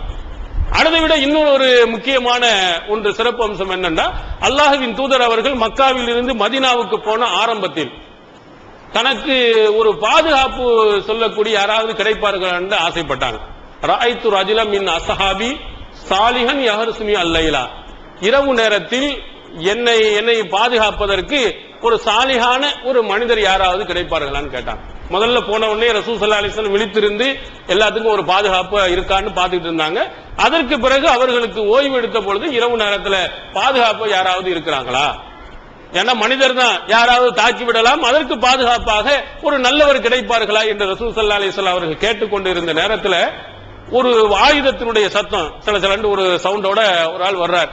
யாருன்னு பார்த்தோம்னா சாத் பின் அபி வக்காஸ் ரலியல்லாஹு அன்ஹு அவர்கள். அவங்க தான் வந்து சொல்கிறார்கள், ஜீதுல் ஆஹ்ருஸக, நான் உங்களுக்கு பாதுகாப்பதற்காக வேண்டி நான் வந்திருக்கிறேன், நீங்க தைரியமா நீங்கள் தூங்கலாம், எதிரிகள் யாரும் என்ன செய்ய முடியாது, உங்களை நெருங்கிவிட முடியாதுன்னு சொன்னோம்னா அல்லாஹ்வின் தூதர் அவர்கள் உறங்கினார்கள். அந்த உறங்கும் பொழுது அவர்கள் குரட்டை சத்தம் கேட்கும் அளவுக்கு தூங்கினாங்க. குரட்டை சத்தம் எப்போ வரும், ஆழ்ந்த தூக்கம் வரும் பொழுது, அரைகுறை தூக்கத்துல வராது. அப்ப அல்லாஹ்வின் தூதர் அவர்கள் ஒரு மிக சிறந்த ஒரு நம்பிக்கைக்குரிய ஒருவர் நமக்கு கிடைச்சிட்டாரு, நல்ல ஒரு வீரர் நமக்கு கிடைத்திருக்கிறார், நிம்மதியாக நாம் தூங்கலாம் என்று அல்லாஹ்வின் தூதர் அவர்களுடைய நம்பிக்கைக்குரிய ஒரு பாதுகாவலராகவும் சாத் பின் அபி வக்காஸ் ரலியல்லாஹு அன்ஹு அவர்கள் இருந்திருக்கிறாங்க. புகாரியில் 2885வது செய்தியாக நம்ம பார்க்கிறோம். இதுல ஒரு விஷயத்தை நம்ம பார்க்கணும். இப்போ அல்லாஹ்வின் தூதர் அவர்களுக்கு இவ்வளவு நம்பகமானவர், எதுக்கும் பயப்படாமல் இருக்கக்கூடியவர்கள். ஆனா இன்றைய காலத்தில் அப்படி ஒரு நம்பகத்தன்மை நம்மளிடத்தில் இருக்குமா? ஒரு 1000 ரூபாய் ஒரு 5000 ரூபாய் கொடுத்து அங்க வீட்டில் போய் கொடுத்துட்டு வாங்கன்னு சொன்னோம்னா கரெக்டா கொடுத்துருவாரா? போய் ஒரு 10 நிமிஷத்துல அங்க போய் ஜோடுவானா, கிடைக்கலன்னா வீட்டுக்கு போன போட்டு வந்துருச்சா பணம், அவங்க வந்து தந்துட்டானா அல்லது எங்கேயா ஓடி போயிட்டானா அப்படின்னு நம்ம என்ன செய்ய நினைக்கிற அளவுக்கு. கடனையே நம்ம கொடுக்க பயப்படுகிறோம். கடனை கொடுத்தா அவன் சரியா திருப்பி தருவானா? பணம் நம்மள்ட்ட நிறைய இருக்குது, இவன் கொடுத்தா கரெக்டா சொன்ன மாதிரி தருவானா அல்லது இழுத்தடிப்பானா அல்லது ஊரை விட்டு ஓடி போயிடுவானா அப்படின்னு ஒரு பயம் நமக்கு நிறைந்திருக்கிறது. ஏன்னா நாட்டுல அந்த மாதிரி நிறைய நடக்கிறது. நிறைய பணங்களை எடுத்துக்கொண்டு பைனான்ஸ் கடையிலிருந்து வியாபாரியிலிருந்து இப்ப பார்த்தோம் சொன்னா நிறைய ரியல் எஸ்டேட்னு சொல்லிட்டு நிறைய பேர் கொண்டு வந்து அதுல வாங்கிட்டு போனவங்க அங்க கடையநல்லூர் பகுதியில் நிறைய என்னமோ மருந்து செய்யறேன்னு சொல்லிட்டு பணத்தை நீங்க போட்டீங்கன்னா 10,000 ரூபாய் தர்றேன், 1,20,000 ரூபாய் தருகிறேன்னு சொல்லிட்டு 2-3 மாசம் கொடுத்தானா அதுக்கு பிறகு பார்த்தா அட்ரஸ் ஆள் இல்ல. கேட்டா என் நஷ்டமாச்சு, என்னைய ஒருத்தன் ஏமாத்திட்டான், பல லட்சம் ரூபாய்கள் தௌஹீத் சகோதரர்ல இருந்து எல்லாருமே. நம்ம ஆளுகளுக்கு என்னன்னா சிந்திக்கிற ஆற்றல் இந்த பணம் வரும்போது நிறைய குறைஞ்சு போயிருக்கு. என்னடா 10,000 20,000 20% 30% இவனால் தர முடியுமா, இந்த வியாபாரத்தில் அப்படி வாய்ப்பு இருக்கிறதா என்று பாக்குறது இல்ல. 3 மாசம் கொடுத்துட்டானே எல்லாம் கிளீனா தான் இருக்கும் அப்படின்னு நினைத்து கொண்டு கொடுக்கறத அவன் 3 மாசம் எதுக்கு கொடுக்கறான், நம்பகத்தன்மை ஏற்படுத்துவதற்காக கொடுத்துட்டு கடைசியில அது சரி என்று எஸ்கேப் ஆகி போயிடும்.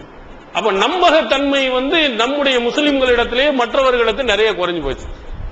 இதே மாதிரி எப்படி நம்முடைய நம்பகத்தன்மை ஒரு 2 பேருக்கு மத்தியில எப்படி ரொம்ப நெருக்கமாக இருக்கிறது என்பதற்கு ஒரு நகைச்சுவையா ஒரு செய்தியை சொல்வார்கள்.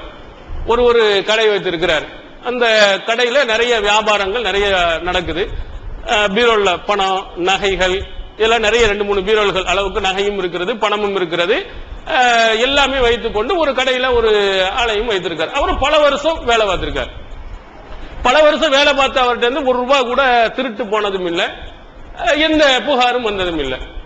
பல வருஷம் இருந்த அந்த வேலைக்காரருக்கு ரொம்ப கோவப்பட்டு முதலாளிகிட்ட போய் சொல்லி இருக்கிறாரு, நான் இனிமே நான் கடையில் இருக்க மாட்டேன், நீங்க என்ன நம்புறது இல்லை அப்படின்ட்டு அங்க போய் சொல்லியிருக்காரு. சொன்ன உடனே முதலாளி என்னடா நீ இப்படி சொல்ற, நான் அந்த பீரோல உள்ள நகை பீரோ எல்லாத்தினுடைய கொத்து சாவியையும் உன்னிட்ட தானே கொடுத்துட்டு நான் வெளியெல்லாம் போயிட்டு வர்றேன், என்ன நம்பிக்கை இல்லைங்கிற, கொடுத்துட்டு போனா முக்கியமா, எந்த சாவி எந்த பீரோலையும் திறக்க மாட்டேங்குத, எதை போட்டு பார்த்தாலும் திறக்க மாட்டேங்குத, இந்த சாவி எது கொடுக்குறீங்க, எப்படி இருக்கான்னு பாத்துங்க. இந்த பையன் இவன் ஏன் திறக்கிறான், உன்னைய திறந்து பார்க்கவா சொன்னா, இவன் எதையாவது சுருட்டலாமான்னு இவன் பார்க்க, அவன் முதலாளி இவன் இந்த மாதிரி செய்வாங்கிறதுக்காண்டி வேற கள்ளச்சாவியை கொண்டு வந்து வச்சுட்டு போயிருக்கான்.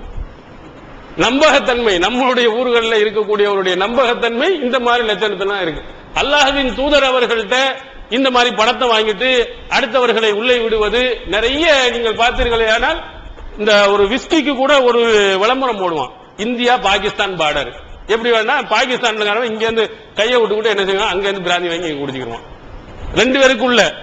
அப்படி இந்த பிராந்தியை கொடுத்தோம்னா அவங்களுடைய எல்லாமே மறந்து போய் என்ன வேணாலும் செய்யலாம் அப்படிங்கிற மாதிரி பார்டர்கள்ல இருக்கக்கூடியவர்கள் பணத்துக்காக பொருளுக்காக விலை போகக்கூடியவர்கள் எத்தனை பேர்கள். மிகப்பெரிய ஒரு பாதுகாப்புக்காக வேண்டி ஒருத்தனை வைத்தோம் சொன்னா அத்தனை பேரும் திருடர்களாக இருப்பதை நீங்கள் பார்க்கலாம்.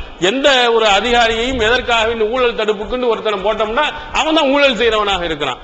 அவன் தான் நிறைய சிபிஐ நீங்க போட்டீங்கன்னா அதுலயும் ஒரு திருட்டாடு ஒரு கருப்பாடு உள்ள இருக்கதான் பார்க்கிறோம். அப்ப நம்பகத்தன்மை என்பது இந்த நாட்டில் ரொம்ப ரொம்ப குறைந்து போவதை பார்க்கிறோம். ஆனா சாத் பின் அபி வக்காஸ் ரலியல்லாஹு அவர்கள் ஆரம்ப காலகட்டத்தில் இஸ்லாத்தை ஏற்றவர்கள் அப்படியே மன உறுதியோடு அவர்கள் இருந்து அல்லாஹ்வின் தூதரவர்களை பாதுகாக்கக்கூடிய பணியை செஞ்சாங்க. நீங்க நிறைய பேர்களுடைய பெரிய பெரிய தலைவர்களுடைய மரணம் எங்கே வரும்னு பாத்தீங்கன்னு சொன்னா அங்க உள்ள மெய் காப்பலனை வச்சுதான் வந்திருக்கு. இந்திரா காந்தியை கொண்டது யாரு, பாதுகாப்பு தானே, அவனை தான் பிடிச்சாங்க. அதே மாதிரி அங்க ராஜீவ் காந்திக்கு அடிக்க வந்தது யாரு, அங்க ராணுவத்தில் இருக்கிற ஒரு அடியை போட்டு தப்பிச்சு வந்தாச்சு. அப்ப எங்க பிடிக்கிறான்னு சொன்னோம்னா அங்க பாதுகாப்பெல்லாம் எவன் இருக்கிறானோ அவனை கைக்குள்ள போட்டு எதையாவது ஒண்ணு கொடுத்து எதையாவது செய்து, இந்த புரூஸ்லி இருக்கான அவன் செத்தது என்ன காரணம் சொல்றாங்க, அவன் பொண்டாட்டிக்கிறான், பல காரணம் ஒவ்வொன்னையும் சொல்லுகிறான். அதே மாதிரி இந்த இப்போ மைக்கேல் ஜாக்சன் அவன் இறந்தது எல்லாமே யாருண்டா வெளியில இருந்து வரல, உள்ளுக்குள் பாதுகாப்பாக நெருக்கமாக யார் இருக்கிறானோ பணத்தை கொடுத்து வழக்கி வாங்கிறான். ஆனா அல்லாஹ்வின் தூதர் அவர்களுடைய காலத்தில் இருந்த அவர்கள் அவ்வளவு கடுமையான எதிர்ப்புக்கு மத்தியில் வந்த உறுதியாக இருந்து மிகப்பெரிய ஒரு சிறப்பு மிக்கவர்களாக சொன்ன பேச்சை நபிகள் பெருமானார் அவர்களுக்கு மிகவும் நம்பகமான உள்ளவர்களாக நடந்திருக்கிறார்கள் என்பதற்கு இந்த சம்பவத்தை நாம் பார்க்க முடிகிறது. அதே மாதிரி ரசூல் ஸல்லல்லாஹு அலைஹி வஸல்லம் அவருடைய காலத்தில் இருந்த அந்த சாத் பின் அபி வக்காஸ் அவர்கள் மிகப்பெரிய ஒரு செல்வந்தர்களாக இருந்தாங்க. அவர்கள் மக்காவில் இருந்து மதீனாவுக்கு வந்த முஹாஜிர் அவர்கள். ஒரு தடவை மக்காவுக்கு போகின்ற போது உடல்நிலை பாதிக்கப்பட்டு விடுகிறது. எந்த காலகட்டத்தில், ஹஜ்ஜத்துல் வதா, அதாவது ரசூல் ஸல்லல்லாஹு அலைஹி வஸல்லம் செய்த ஒரே ஹஜ், அதான் கடைசி ஹஜ் என்று சொல்லுவாங்க, இறுதி ஹஜ்ஜின்னு சொல்லுவாங்க. செஞ்சது ஒண்ணுதான். அதுக்கு பிறகு ரசூல் ஸல்லல்லாஹு அலைஹி வஸல்லம் அவர்கள் ஹஜ் அவர்கள் செய்யவில்லை. அப்ப அந்த நேரத்தில் போகும்போது இவர்கள் உடல்நிலை பாதிக்கப்பட்டார். ரசூல் ஸல்லல்லாஹு அலைஹி வஸல்லம் அழைத்து வருகிறார்கள். அழைத்து வந்தவுடன் அவர்கள் சொல்லுகிறார்கள், ஜாஅனா ரசூலுல்லாஹி ஸல்லல்லாஹு அலைஹி வஸல்லம் யஊதுனி, அல்லாஹ்வின் தூதர் அவர்கள் என்னை நலம் விசாரிப்பதற்காக வந்தார்கள். நான் ரொம்ப கடுமையாக வேதனைப்பட்டு நான் போயிருவேன் நினைத்தார் அவர். நம்ம இது முடிஞ்சு போச்சு மொத்தம், அவ்வளவுதான்.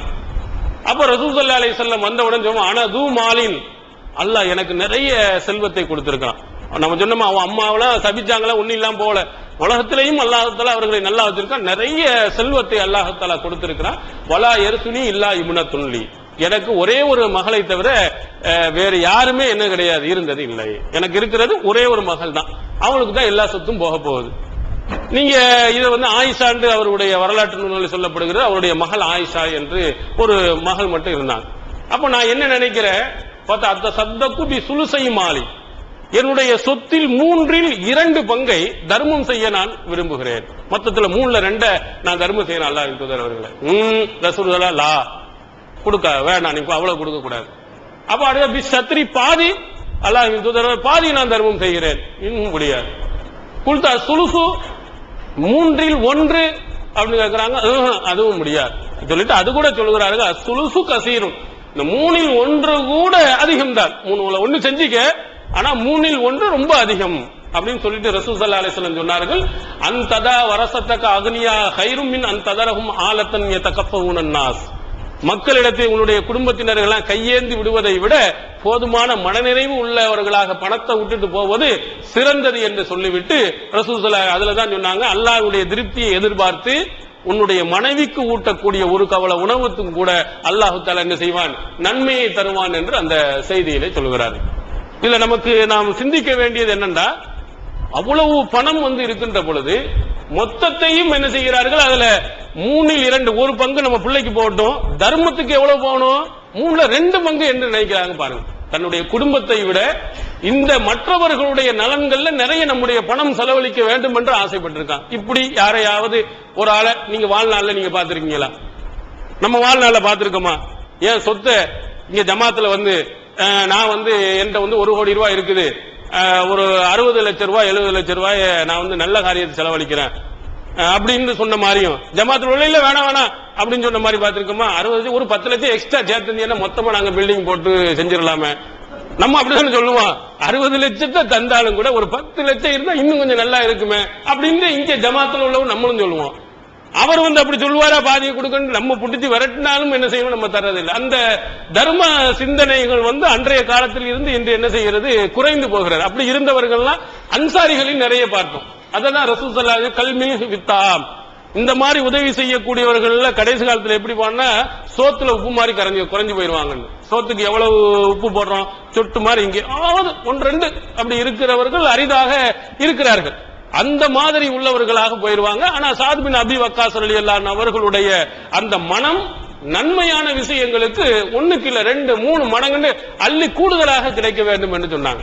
ஆனா நம்முடைய ஆட்கள் நிறைய பேர்கள் நீங்க பாத்தீங்கன்னு சொன்னா, அடுத்தவர்களுக்கு ஆலோசனை சொல்றதுல கூட இந்த தர்மத்தை குறைக்கிற வழிகள் நிறைய சொல்லுவாங்க. ஒரு நகைச்சுவையா ஒரு செய்தியை சொல்லுவாங்க, ஒரு படகு ஓட்டி இருந்தானா, இங்க இருந்து அங்க அடுத்த பக்கத்துல போறது. சில பகுதிகளில் அப்படிதான் இருக்கு, பாலம் இல்லாதனால படகுல போவாங்க. ஒரு ஆள் போயிருக்கா, அன்னைக்கு காசு இல்ல, என்ன செய்யறது, ஆஹா காசு இல்லாம போச்சு, ஊருக்கு போகணுமே அப்படின்னு அங்க அந்த வண்டி ஓட்டுறவனா ரொம்ப ஏழ்மையான அவன் சொன்னானா, என்னைய கொண்டு போய் நீ அங்க விட்டுட்டீன்னா நீ பணக்காரன் ஆகுவதற்கு ஒரு நல்ல அற்புதமான யோசனையை சொல்றேன் அப்படின்னவனா, அப்படியா, நம்ம அல்லாஹ் தஆலா ஒரு நல்ல வழியை காட்ட போறான், சரி ஏத்திக்கன்னு கொண்டு போய் இறக்கி விட்டான். இறக்கி விட்ட உடனே ஒரு நல்ல அந்த யோசனையை கொஞ்சம் சொல்லுங்களேன் அப்படின்னா, இந்த மாதிரி என்ன மாதிரி எவனாலும் ஓசிக்கும்னா எவனையும் ஏற்றி கொண்டு விடாத, நீ பணக்காரன் ஆக முடியாதுன்னு சொல்லியிருக்கான். இந்த மாதிரி என்ன மாதிரி எவனா அவன் வருவான், அப்ப அது 10 ரூபாயா என்ன செய்யும், போய்கிட்டே இருந்துச்சுன்னா நீ பணக்காரன் ஆக முடியாது, இந்த மாதிரி ஏமாளியா நீ இருக்காதுன்னு சொல்லிட்டு போய் கிளம்பி இருக்கான். இப்படி இருந்தா அவனுக்கு தர்ம சிந்தனை வருமா? வந்தவனுக்கு இந்த மாதிரி இல்லாதவன் கஷ்டப்படவன ஏத்தி உடுப்பான்னு சொல்றதுக்கு பதிலா இப்படி விட்டேன்னா நீ பணக்கார முடியாதுன்னு சொல்லுங்க. ஒரு பெரிய கவிஞர் ஒரு ஆள் இருந்தார். இதுல இப்படி சில ஆளுக்கு வாங்கின கடனை கூட கொடுக்காதவங்க நிறைய பேர் இருக்கிறான். ஒருத்த தொடர்ந்து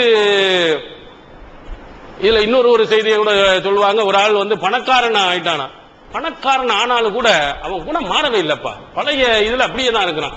நம்ம ரொம்ப சந்தோஷமா அப்புறம் ரொம்ப ஏழ்மையா நிலைமையா இருப்பான, என்ன அப்படி ஏழையா இருக்கும் போதும் கடனை திருப்பி தரல, பணக்காரன் ஆன போதும் திருப்பி தரலாம், அதே மாதிரி தான் அப்படியே தான் இருக்கிறான் அப்படின்னு சொல்லிட்டு அவனை சொல்லி இருக்கிறாங்க. அதே மாதிரி ஒரு கவிஞர் என்ன செஞ்சிருப்பாரு, நிறைய கடன் வாங்கியிருப்பாரு, கடனை கொடுக்க முடியாது, அங்கங்க திட்டு பிடிச்சு வளைய அங்கங்க ஒளிஞ்சு போயிருக்காரு. ஒரு இடத்துல தாடி வச்சிருக்காரு போல இருக்கு சீதை, அவர் போய் அங்க சலூன்ல போய் உட்கார்ந்து இருக்காரு, மேல எல்லாத்தையும் நல்லா பூசிட்டான், ஒயிட்டா அடிப்பானா இல்லையா, அடிச்சு நல்ல சோப்பிப்புலாம் போட்டு வச்சிருக்கலாம். டக்குன்னு வந்துட்டான், டக்குன்னு பிடிச்சாச்சு. காசை கொடுக்குறியா இல்லையா, நீ எப்படா ஏமாத்திக்கிட்டே போயிட்டே இருக்கிற அப்படின்ன உடனே, என்னப்பா எல்லாம் சோப்பிப்புலாம் போட்டான், தாடி எடுக்கிறவரை நீ பொறுத்துக்கிற கூடாதா? அப்படியா, தாடி எடுத்துட்டா கண்டிப்பா தந்துருவியா? தாடி எடுத்துட்டேன்னா கண்டிப்பா நான் தந்துடுறேன். அப்படியா, பேச்சு மாற மாட்டியே? பேச்சு மாற மாட்டேன் அப்படின்ன சரி உட்கார்ந்த உடனே, எப்பா சலூன்காரர தாடி நீ எடுக்காதியான்னு கழுவிட்டு சாவர வரையும் தாடி எடுக்காமையே படுத்துட்டான். அந்த அவன் கடனை கேட்டா தாடி இருக்கு எடுத்த பிறகு தர்றேன், ஏன் நீ அவசரப்படுற? இப்படி தர்ம சிந்தனை இரண்டாவது பிரச்சனை. வாங்கின கடனை கொடுக்காத எத்தனை பேர்கள் என்ன செய்கிறார்கள், இந்த மாதிரி நிறைய பேர்கள் இருக்கிறாங்க.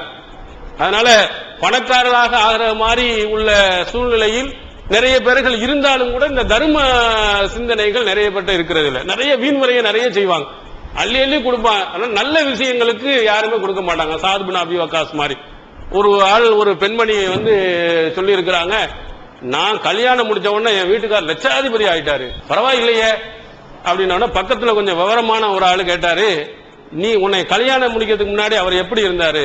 கோடீஸ்வரராக இருந்தாரு. கோடீஸ்வரராக இருந்தாலும் லட்சாதிபதி ஆக்கிச்சு அந்த பொம்பளை. ஊரா என்ன நகையை வாங்கு, துணியை வாங்க, அதை வாங்கு, இப்படி செலவை இழுத்து விட்டு இருக்கிற ஆட்களும் என்ன செய்யறாங்க இருக்காங்க. ஊர்ல உள்ள செலவு பூரா நீங்க வீடுகள்ல பாருங்க, அல்லாஹு அக்பர், அவ்வளவு பொருள்களை அடுக்கி வச்சிருப்பாங்க. ஆனா நல்ல விஷயங்களுக்கு என்று வருகின்ற பொழுது பொருளாதாரத்தை இழப்பதற்கு நமக்கு மனசு வர்றதில்லை. பிரிட்ஜ் வாங்கண்டா அவ்வளவா, பிரிட்ஜ் 15,000 ரூபாய் 20,000 எப்படியாவது செலவழிச்சு வந்துடும். ஆனா இப்ப பாருங்க, ஒரு ஏழைகளுக்கு கொடுக்கக்கூடிய கஞ்சிட்ட காலை மாவட்ட தலைவர்ல இருந்து எல்லாருமே கஞ்சி 4,000 கஞ்சி 4,000 அப்படின்னு சொல்லிக்கிட்டே தான் இருக்கிறாரே தவிர, கஞ்சி எத்தனை ஒரு மாசத்துக்கு எவ்வளவு வரும், இந்த மொத்தத்தை நீனே எடுத்துக்க அப்படின்னு சொல்லிட்டு ஒரு ஆள் கொடுக்கறதுக்கு யாராவது வருவாங்களா? அப்படி இருக்கிறாரான்னு நம்மளும் தேடி தேடி பார்த்தாலும் கிடைக்குமா?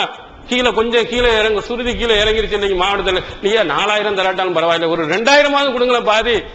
இல்ல அதுவும் முடியலையா, ஒரு 1,000 ரூபாயாவது கொடுங்களப்பா, இன்னும் கொஞ்சம் 100-200 தாங்கன்னு ₹1 ₹2 தரணுங்கிற அளவுக்கு நம்ம நிலைகள் போயிட்டு இருப்பதை பார்க்கிறோம். இவர் யாரு? சாத் பின் அபி வக்காஸ் ரலியல்லாஹு அவர்கள் ரசூலுல்லாஹ் இவரால கூப்பிட விட்டார். கூப்பிட விட்டு எல்லா பணத்தையும் நான் கொடுக்கிறேன்னு சொல்லி கொடுக்க சொல்றாரு, எல்லாத்தையும் நான் தர்றேன். இந்த மாதிரி இல்லாமல் இந்த மாதிரி சாத் பின் அபி வக்காஸ் அவர்களை போன்ற நல்ல உள்ளம் உள்ளவர்களாக நிறைய தான தர்மங்கள் செய்யக்கூடியவர்களாக நம்ம வந்தோம்னா இறைவனுடைய அருள் எப்போதும் இருந்து கொண்டே இருக்கு. அடுத்து சாத் பின் அபி வக்காஸ் அவர்கள்ட்ட இருந்த இன்னொரு நல்ல ஒரு இது என்னன்னு சொன்னா, அல்லாஹ் தஆலா அவருடைய துஆவுக்கு சில முக்கியத்துவத்தை அல்லாஹ் கொடுத்திருக்கிறான். திருமதியில ஹதீஸ் இடம்பெற்றிருக்குது. ரசூலுல்லாஹி ஸல்லல்லாஹு அல்லாஹு மிஸ்தஜிப் லி சாத் இதா தஆக, சாத் அவர்கள் உன்னிடத்திலே துஆ செய்தார்கள் என்று சொன்னால், யா அல்லாஹ் நீ அதற்கு பதிலளிப்பாயாக, அதை ஏற்றுக்கொள்வாயாக என்று ரசூலுல்லாஹ் சொல்லியிருக்காங்க. இந்த ஹதீஸ்ல திருமதி இமாம் அவர்கள் சொல்கிறார்கள், முர்சல் என்று வரக்கூடியதான் சரியான ரூட்டு. முர்சல்னா ஒரு அறிவிப்பாளர் இடையில விடுபட்டிருக்கிறார், அதான் சரியான ரூட்டு என்று சொல்லி இருக்கிறார்கள். ஆனா பரவலாக ஹதீஸ்களை அறிஞர்கள் எல்லாருமே என்ன சொல்றாங்க, இஜாபத்து தாவா, துவாக்கள் ஏற்றுக்கொள்ளக்கூடியவர் என்று சொல்லப்பட்டவர்கள் ஒரு முக்கியமான ஆள் யாரு? சாத் பின் அபி வக்காஸ் அப்படின்னு சொல்றாங்க. இந்த செய்தியில விமர்சனம் இருந்தாலும் சஹீஹ் புகாரியில் ஒரு செய்தி இடம்பெற்றிருக்கிறது. இந்த சஹீஹ் புகாரியில் இடம்பெற்றிருக்கக்கூடிய அந்த செய்தியில் இவருடைய துவா எவ்வளவு இஹ்லாஸோடு மன தூய்மையோடு மன உறுதியோடு இருந்திருந்தால் அல்லாஹ் தஆலா அவ்வளவு முக்கியத்துவம் கொடுத்திருப்பான் என்பதை நீங்க விளங்கலாம். இவர்கள் நம்ம முன்னாடியே சொன்னா ஹஜ்ஜத்துல் விதாவுல அவர் உடல்நிலை பாதிக்கப்பட்டு ரொம்ப கடுமையா வேதனைப்பட்டு தான் நான் உயிர் போயிருங்கிறதுக்காண்டி வசியத்தை தான் ரசூலுல்லாஹ் கூப்பிட்டது. அப்போ ஒரு பிள்ளைதான் இருந்துச்சு. ஆனா அல்லாஹ் என்ன செஞ்சா, அதுக்கு பிறகு நிவாரணம் கொடுத்து அஷரத்துல் முபஷ்ஷரா என்று சொல்லக்கூடிய சொர்க்கவாதிகள் என்று ரசூலுல்லாஹ் தொடர்ந்து சொன்ன 10 நபி தோழர்கள் யார் யாருன்னு சொன்னா, அபூபக்கர் உங்களுக்கு தெரியும், உமர், உஸ்மான், அலி, இந்த 4 பேரும் பிரபலியமாக தெரிந்த தோழர்கள். அடுத்து இவர் ஒன்னு சாத் பின் அபி வக்காஸ், இவர் ஒரு ஆளு. அப்புறம் சயீத் பின் ஜயித், உமர் ரலியல்லாஹு அன்ஹு அவருடைய மச்சான். இவர் தான் கட்டி தூணுள்ள கட்டி வச்சு அடி வாங்கின ஒரு ஆள். அவரு சாத் பின் ஜயித் என்று சொல்லக்கூடியவர். அப்புறம் அதுக்கடுத்து தல்ஹா, அப்ப இன்னொரு ஆளு ஜுபைர், அப்புறம் அபு உபைதா அல் ஜர்ராஹ், அப்புறம் அதுக்கடுத்து அப்துல் ரஹ்மான் பின் அவுஃப். 10 பேர் வந்துருச்சா? இந்த 10 தோழர்களை தொடர்ச்சியா சொன்னாங்க. இது இல்லாம நிறைய பேர் நபி தோழர்களை ரசூலுல்லாஹி ஸல்லல்லாஹு அலைஹி வஸல்லம் பிலால் ரலியல்லாஹு அன்ஹு சொர்க்கவாதின்னு சொல்லி இருக்கிறாங்க. உம்மு சுலைமா அவர்கள் சொர்க்கவாதின்னு சொல்லி இருக்கிறாங்க. அதே மாதிரி ஹாரிசா என்று சொல்லக்கூடிய ஜன்னத்துல் ஃபிர்தௌஸுக்குரியவர் அப்படின்னு ஹாரிசா என்ற நபித்தோழர் ரசூல் ஸல்லல்லாஹு அலைஹி வஸல்லம் சொல்லி இருக்காங்க.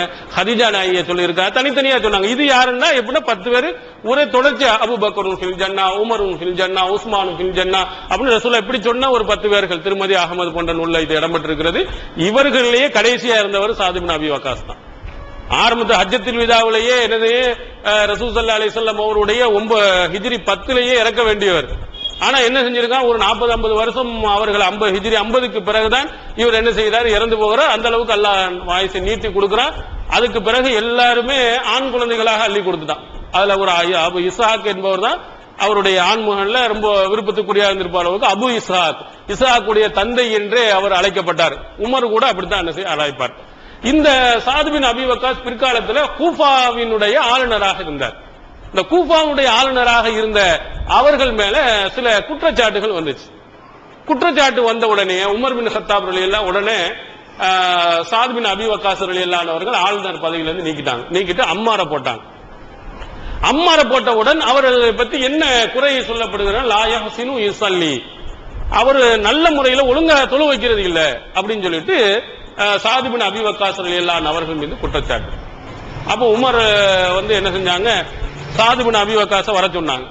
வர சொல்லி கேட்கிறாங்க, யா அபா இஸ்ஹாக்குடைய தந்தையே, இன்னஹாவுலா யஸாமுன அன்னக லா துஹ்சினு துஸல்லி, நீ ஒழுங்கா தொலை வைப்பது இல்லை என்று இவர்கள் எல்லாம் குற்றம் சாட்டுகிறார்கள், இதுக்கு என்ன பதில் அப்படின்னு கேட்கிறாங்க. உமர் அவர்கிட்ட இருந்த ஒரு நல்ல சிறந்த பண்பாடை நீங்க வழங்கிக்கிறணும். சொர்க்கவாதி என்று சொன்ன உடனே மக்கள் எது சொன்னாலும் உடனே சரி சமீனா தானா அப்படின்னு சொல்லிட்டோம், சரி அதெல்லாம் சரி வராதுன்னு சொல்லல. கரெக்டா எல்லாத்தையும் விசாரித்து தீர்ப்பு வழங்குறது. அது எவ்வளவு பெரிய ஆளா இருந்தாலும் சரி, எவ்வளவு சிறிய ஆளா இருந்தாலும் சரி, அத்தனை பேர்த்தையும் கரெக்டா விசாரித்து சொல்ல வேண்டும் என்ற அடிப்படையில சாத் பின் அபி வக்காஸை கூப்பிட்டு இந்தவங்க சொல்றாங்க, இந்த குற்றச்சாட்டுக்கு உனக்கு என்ன பதில்? அப்ப அவர் சொல்றாரு, அல்லாஹ்வின் தூதர் அவர்கள் எனக்கு எப்படி தொலை கற்றுத் தந்தார்களோ அப்படித்தான் நான் தொழுது.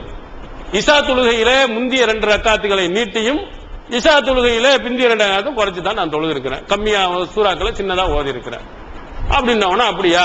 உடனே என்ன செஞ்சாங்க, உமர் ரலியல்லாஹு அவர்கள் இத சாத கூட்டிட்டு போங்க, கூஃபா பகுதியில எல்லா பள்ளியாசலையும் போய் விசாரி, இவரை பத்தி ஏதாவது குற்றச்சாட்டியா இப்படி சொல்ற, இவர் கரெக்டா சொல்றாரு, இந்த மக்கள் எல்லாம் இப்படி சொல்றதா இருக்கு. ஒரு பள்ளியாசம் கூட விடாம ஒரு ஆளை விட்டு போய் எல்லாத்தையும் விசாரிச்சுட்டு வாங்குறாங்க. போறாரு சாத் பின் அபி வக்காஸ், என்ன நான் சொர்க்கவாதி என்று சொல்லப்பட்டவன், நான் போகணுமா? இப்படி நிறைய பேர் இருக்கிறாங்க. நம்ம தலைமை பெரிய பெரிய பொறுப்புல இருந்த மாநில தலைவராக நான் இருந்திருக்கிறேன், என்னட்ட விசாரிப்பதா? நேத்து வந்த சின்ன பையன் அவன் என்னட்ட கேட்கிறதா? இப்படி சொல்ற ஆளுக்கு இப்போ இருக்கிறாங்க. ஒரு இதை நம்மளை பத்தி ஏதாவது குறை சொன்னாங்கண்டா, ஒரு குறையை இப்படியான்னு கேட்டா கரெக்டா நடந்தாலும் பதில் சொல்ல வேண்டியதான. இந்த இருக்கு நான் கரெக்டா நடந்தேன், நான் அவ்வளவு பொறுப்புல இருந்தேன், என்னை விட வயசான குறைஞ்சாலு அவர் என்ன கேள்வி கேட்பது, இவர் என்ன கேள்வி கேட்பது, இப்படி கேட்பது நல்ல பண்பாடே கிடையாது. சாத் பின் அபி வக்காஸ் அவர்கள் சொர்க்கவாதி என்று சொல்லப்பட்ட அவர் உமர் ரலியல்லாஹு சொன்ன உடனே ஒரு ஆளத்தம் கூட்டிட்டு போய் பள்ளியாசல்ல இருக்கக்கூடிய சாதாரண பொதுமக்கள்கிட்ட தான் கேட்க சொல்றாரு. அதெல்லாம் நான் போக முடியாது, வீராப்பு பண்ணல அவரு, நான் போறேன். அவர் போறாரு, எல்லா பள்ளியாசல்லையும் போய் விசாரிக்கிற, எல்லா பள்ளியாசல்லையும் சாத் பின் அபி வக்காஸ் ரலியல்லாஹு ரொம்ப சூப்பரானாலும் அவர் மேல எந்த குறையும் இல்லைன்ட்டாங்க.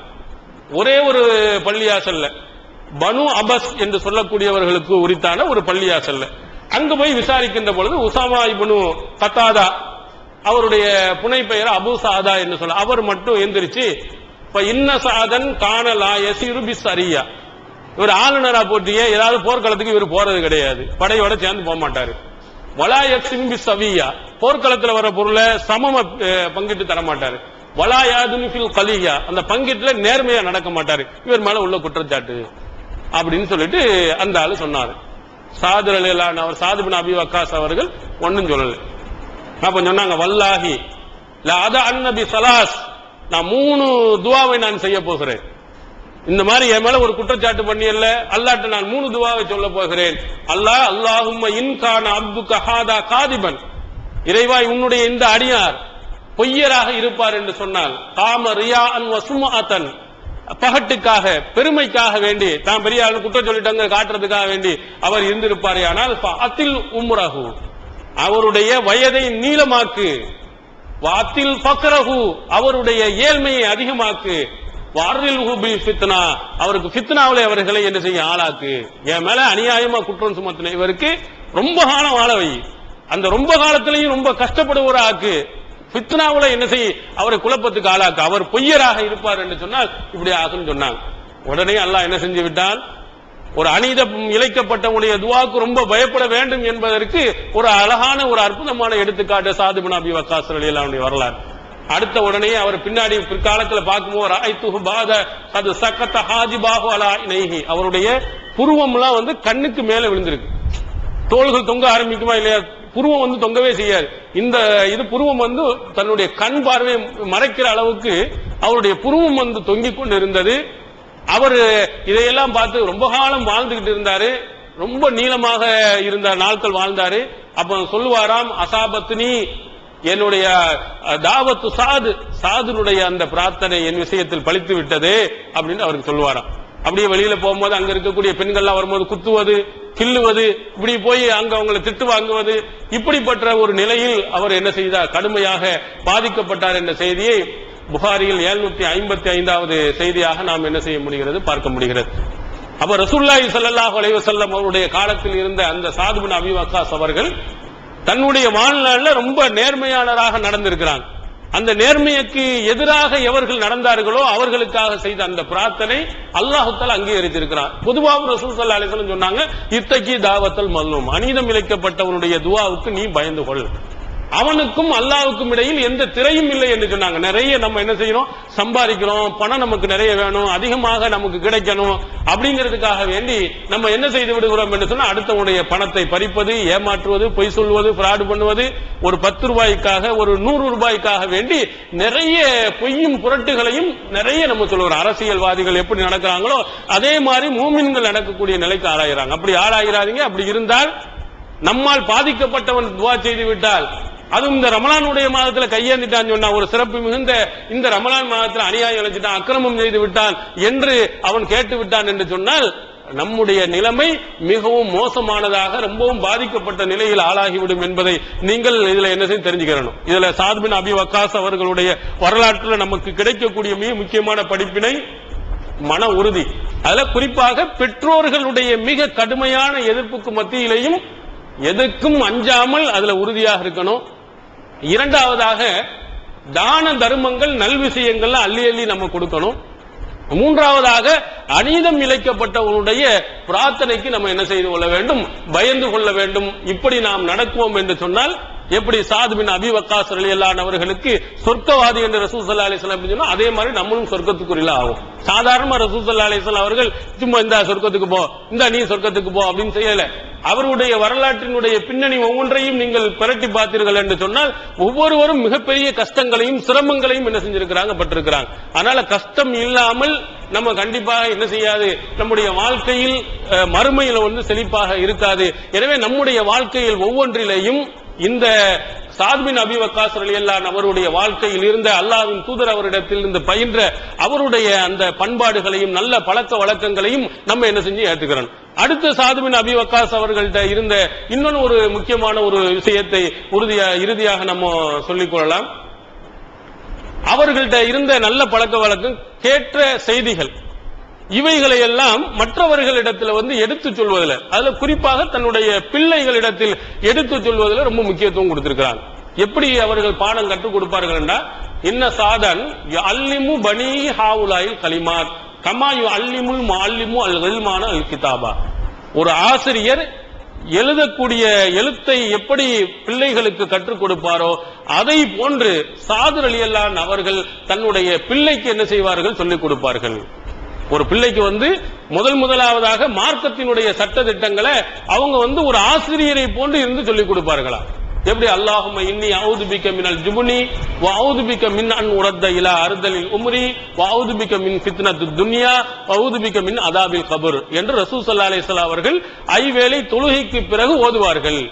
இந்த துஆவை நீனும் என்ன செய்ய வேண்டும், ஓத வேண்டும் என்று தன்னுடைய பிள்ளை அவர்களுக்கு சாத் பின் அபி வக்காஸ் ரலியல்லாஹு அன்ஹு அவர்கள் சொல்லிக் கொடுத்ததாக சஹீஹ் புகாரியில் 2822வது செய்தியாக பதிவு செய்யப்பட்டிருக்கிறது. அவங்கள்ட்ட அல்லாஹ்வின் தூதர் அவர்கிட்ட பெற்ற எல்லா கல்விகளையும் தன்னுடைய பிள்ளைகள் தன்னுடைய குடும்பத்தினர்களுக்கும் அவர்கள் சொல்லிக் கொடுக்கவர்களா இருந்திருக்காங்க. நம்மளும் என்ன செய்ய, நம்ம பார்த்தோம் நம்ம படித்தோம். அதோடு இருக்காமல் நம்முடைய பிள்ளைகள் கரெக்டாக இருக்கிறதா, ஒழுங்காக படிக்கிறார்களா, அதன்படி செயல்படுகிறார்களா என்பதையும் கவனிப்பது நம்முடைய ஒரு பணி என்பதை விளங்கணும். ஏன்னா ரசூல் ஸல்லல்லாஹு அலைஹி வஸல்லம் அழகா சொன்னாங்க, குல்லுக்கும் ராயின் வ குல்லுக்கும் மஸ்ஊலூன் அன் ரய்யத்தி, உங்களில் ஒவ்வொருவரும் பொறுப்பாளிகள், உங்களுடைய பொறுப்புகளை பற்றி நீங்கள் விசாரிக்கப்படுவீர்கள்.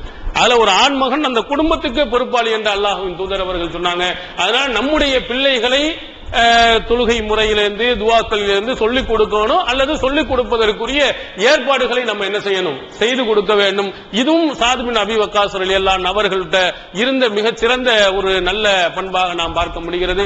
எல்லாம் அல்லாஹு தஆலா அந்த நபி தோழரிடத்தில் இருந்து, நபிகள் பெருமானார் அவரிடத்திலிருந்து கற்றுக்கொண்ட அந்த நல்ல செயல்பாடுகளை அல்லாஹு தஆலா நமக்கும் பின்பற்றுவதற்குரிய வாய்ப்பை தந்தருள்வானாக. வாஹிதாவனா அல்ஹம்துலில்லாஹி ரப்பில் ஆலமீன்.